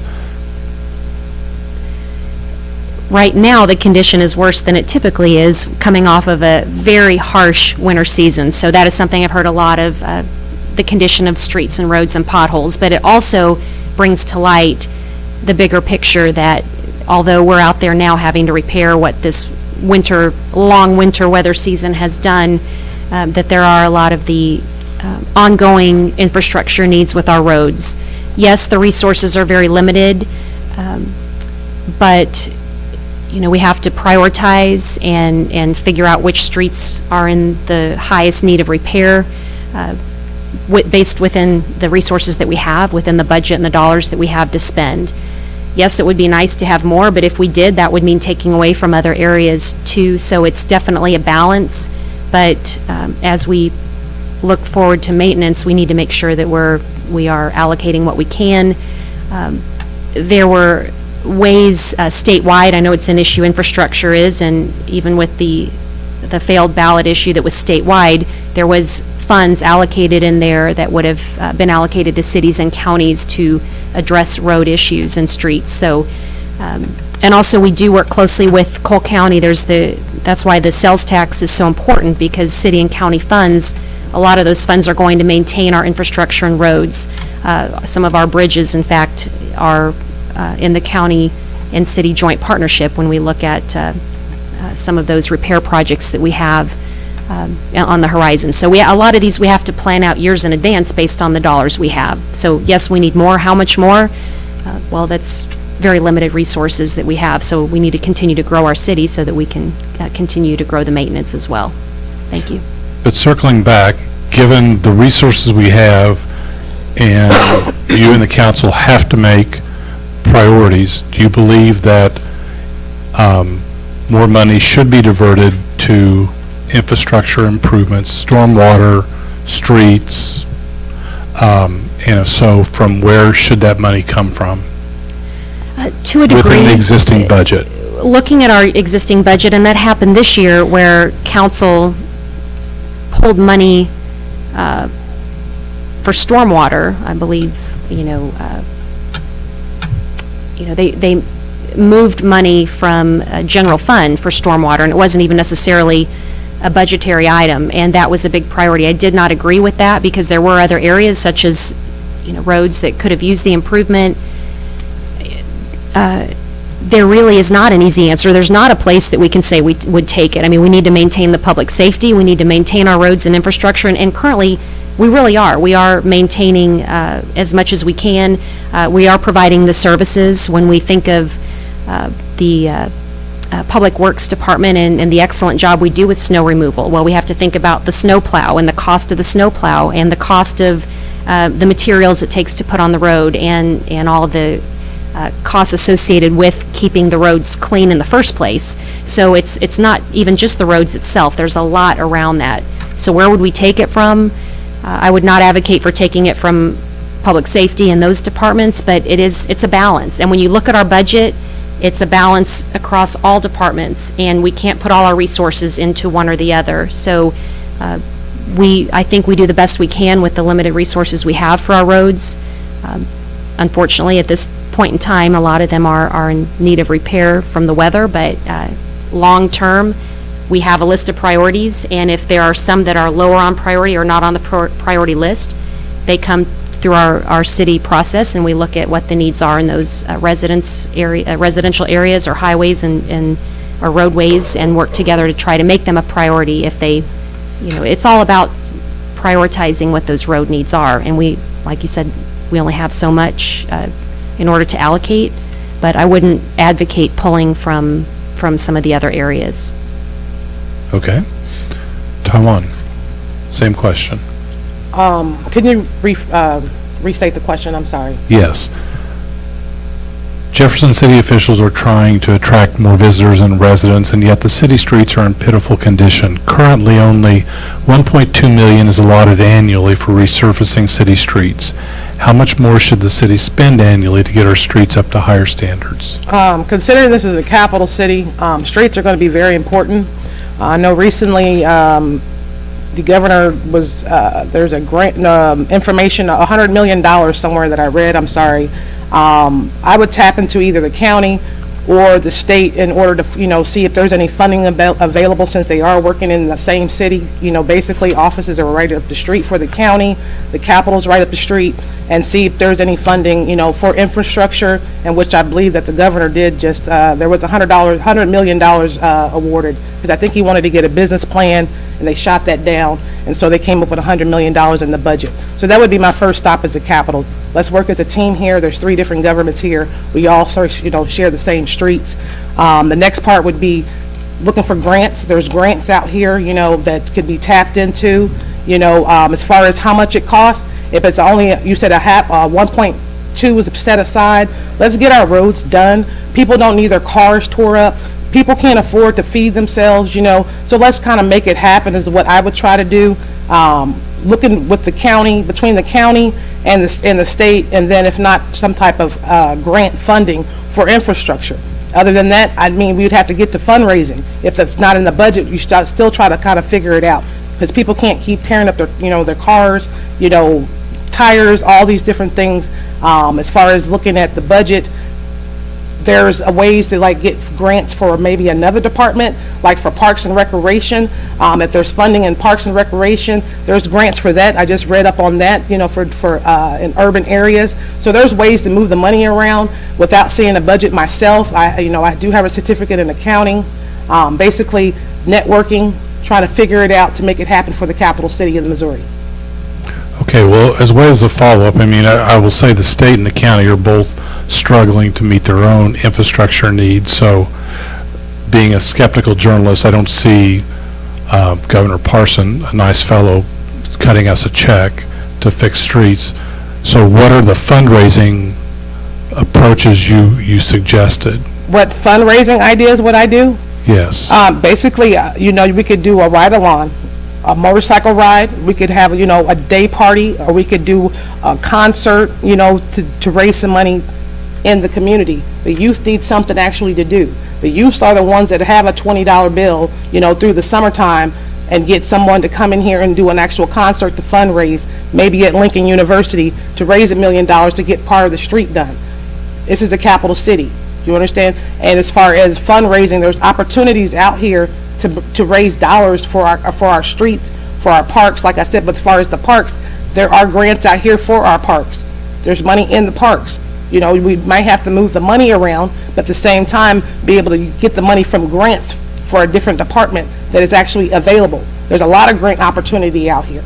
There's a lot of grant money out here that can be utilized. It may not be for the streets, but it could be for the parks, and that money from the parks could then go to the streets to get this, to get it done. So if you're saying the governor wouldn't write us a check, if you're saying the county's not going to do it, then you have to figure out another way to make it happen. All right, thank you. So way of follow-up, and this will go to Taiwan. This was a follow-up from Marvin Phillips. He in essence suggests that dedicated sales taxes, such as what the Parks and Rec Department has, are spent on things that aren't as necessary as infrastructure. And his question is, what is your stance on the parks tax? Are you willing to push to rescind it? Are you, in essence, should we be spending more money on the park needs such as infrastructure, public safety, rather than, in his words, it was beautification projects? Again, there is funding, grant money out here for parks. And to do the research is the main thing for any city. If infrastructure should be taken care of first, along with the public safety. As far as the parks, yes, we can make it pretty, but it may have to be a community. There's ways to fundraise. In the parks part, people can come together into the city and fix up a park easier than we can do to do the concrete on the streets. So as far as the funding for the parks, yes, there is a lot of money. That's been the big topic out here to make our city beautiful. We do need a nice city, but at the same time, we have to have infrastructure. So we have to figure out a way to move the money to get the emergency things taken care of, like infrastructure taken care of. Then we come up with the park part of the money.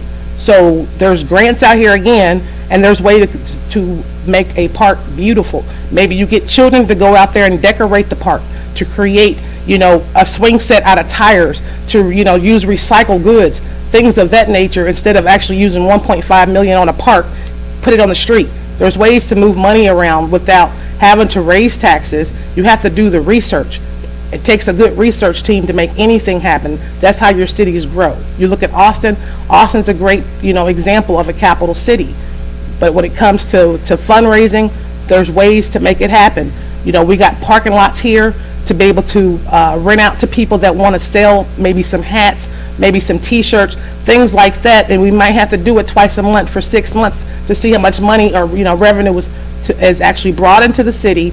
People coming in to visit the city, to come to these swap meets or antique shows, or however it goes down, to be able to actually generate some extra revenue in our city to get the streets done. Thank you. Carrie? So the question was whether I would rescind the parks tax, is that correct? Well, I don't think he's suggesting you have the power to do it, but if you would be willing to push to rescind it, Okay. In the effort to divert tax money to infrastructure needs and more emergent needs. Okay, to answer that question, I would not be willing to push to rescind the parks tax. It was a voter-approved tax, and if there was an interest in the community as the whole to do that, they could. I haven't heard that. In fact, I've heard really more of the desire in the community to, highlight what we have as a community when it comes to the parks, and the greenway trails are one of the comments that I receive as one of the most well-loved things in our community. So no, I don't have any desire to do that or to lead that kind of an effort. If the community did, they could, but that is something I have not heard or seen a desire to do so. Okay, thank you.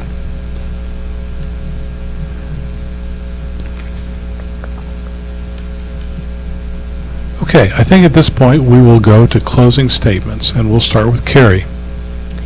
Thank you.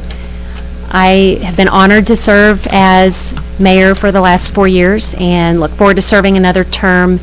This has been an amazing time of revitalization for our community. The projects that, such as prison redevelopment and riverfront access and the revitalization of those homes on Capitol Avenue and things that we've talked about in our community and frankly have been said that maybe some of those couldn't or would never be done, and now we're seeing the time that they are happening, and the community is encouraged to see that, and I would like to continue to serve as mayor and keep those projects moving forward, and also look forward to continuing to collaborate. We have great partnerships that have been formed with the city and the state and the county and our visitors bureau and the chamber, and I'd like to keep that moving forward, so I would ask for your vote on April 2nd. Thank you. Thank you. Taiwan? Yes, basically, if, I'm asking for your vote. It's real serious right now for our youth, for our homeless people, and for our drug epidemic out here. If you're involved in the court system, you already know that you go every day and people are in the courtroom, the same people every month, every week. The youth really need us. We need to be able to create the internships at Lincoln. I know how to do that. I did that for Robin Carnahan for 3.5 years. As far as the homelessness, I know where the problems are as far as the emergency housing, to the transitional housing, to the shared housing, to get onto home ownership for our people. As far as the drug rehab program, there's a team of specialists that are here. We have pathways, and we have, I just drew a blank, I'm sorry. The other agency here, we have doctors, we have a hospital. Just put it to you like that. Capital Region helps out. Basically, so the moral of the story is I'm for the people. And when it comes down to it, the people need help right now. And until we help our people, Go ahead and finish your sentence. okay, until we help our people, tourism shouldn't be the #1 thing. Okay, thank you. On behalf of the News Tribune, I'd like to thank the candidates for participating in the forum tonight. I'd also like to thank Jefferson City and JCTV staff for their assistance in holding and broadcasting these forums. In addition to stories about these forums in tomorrow's News Tribune, we'll have a variety of other means by which you can become more informed about these races. We'll be asking candidates questions that we didn't get to tonight, and those answers will appear in upcoming issues of the News Tribune. Lastly, we'll be publishing a voter's guide on Sunday, March 31st. It lays out all of many of the stands of all of the candidates on the April 2nd ballot. Tomorrow, we'll also be hosting a forum here for the Jefferson City School Board candidates who will be appearing on the April 2nd ballot. Our society is served best by an informed and active electorate. I would encourage you as voters to take advantage of these resources that have been put before you and then get out and vote April 2nd. Again, thank you for coming tonight and have a good night. Thank you.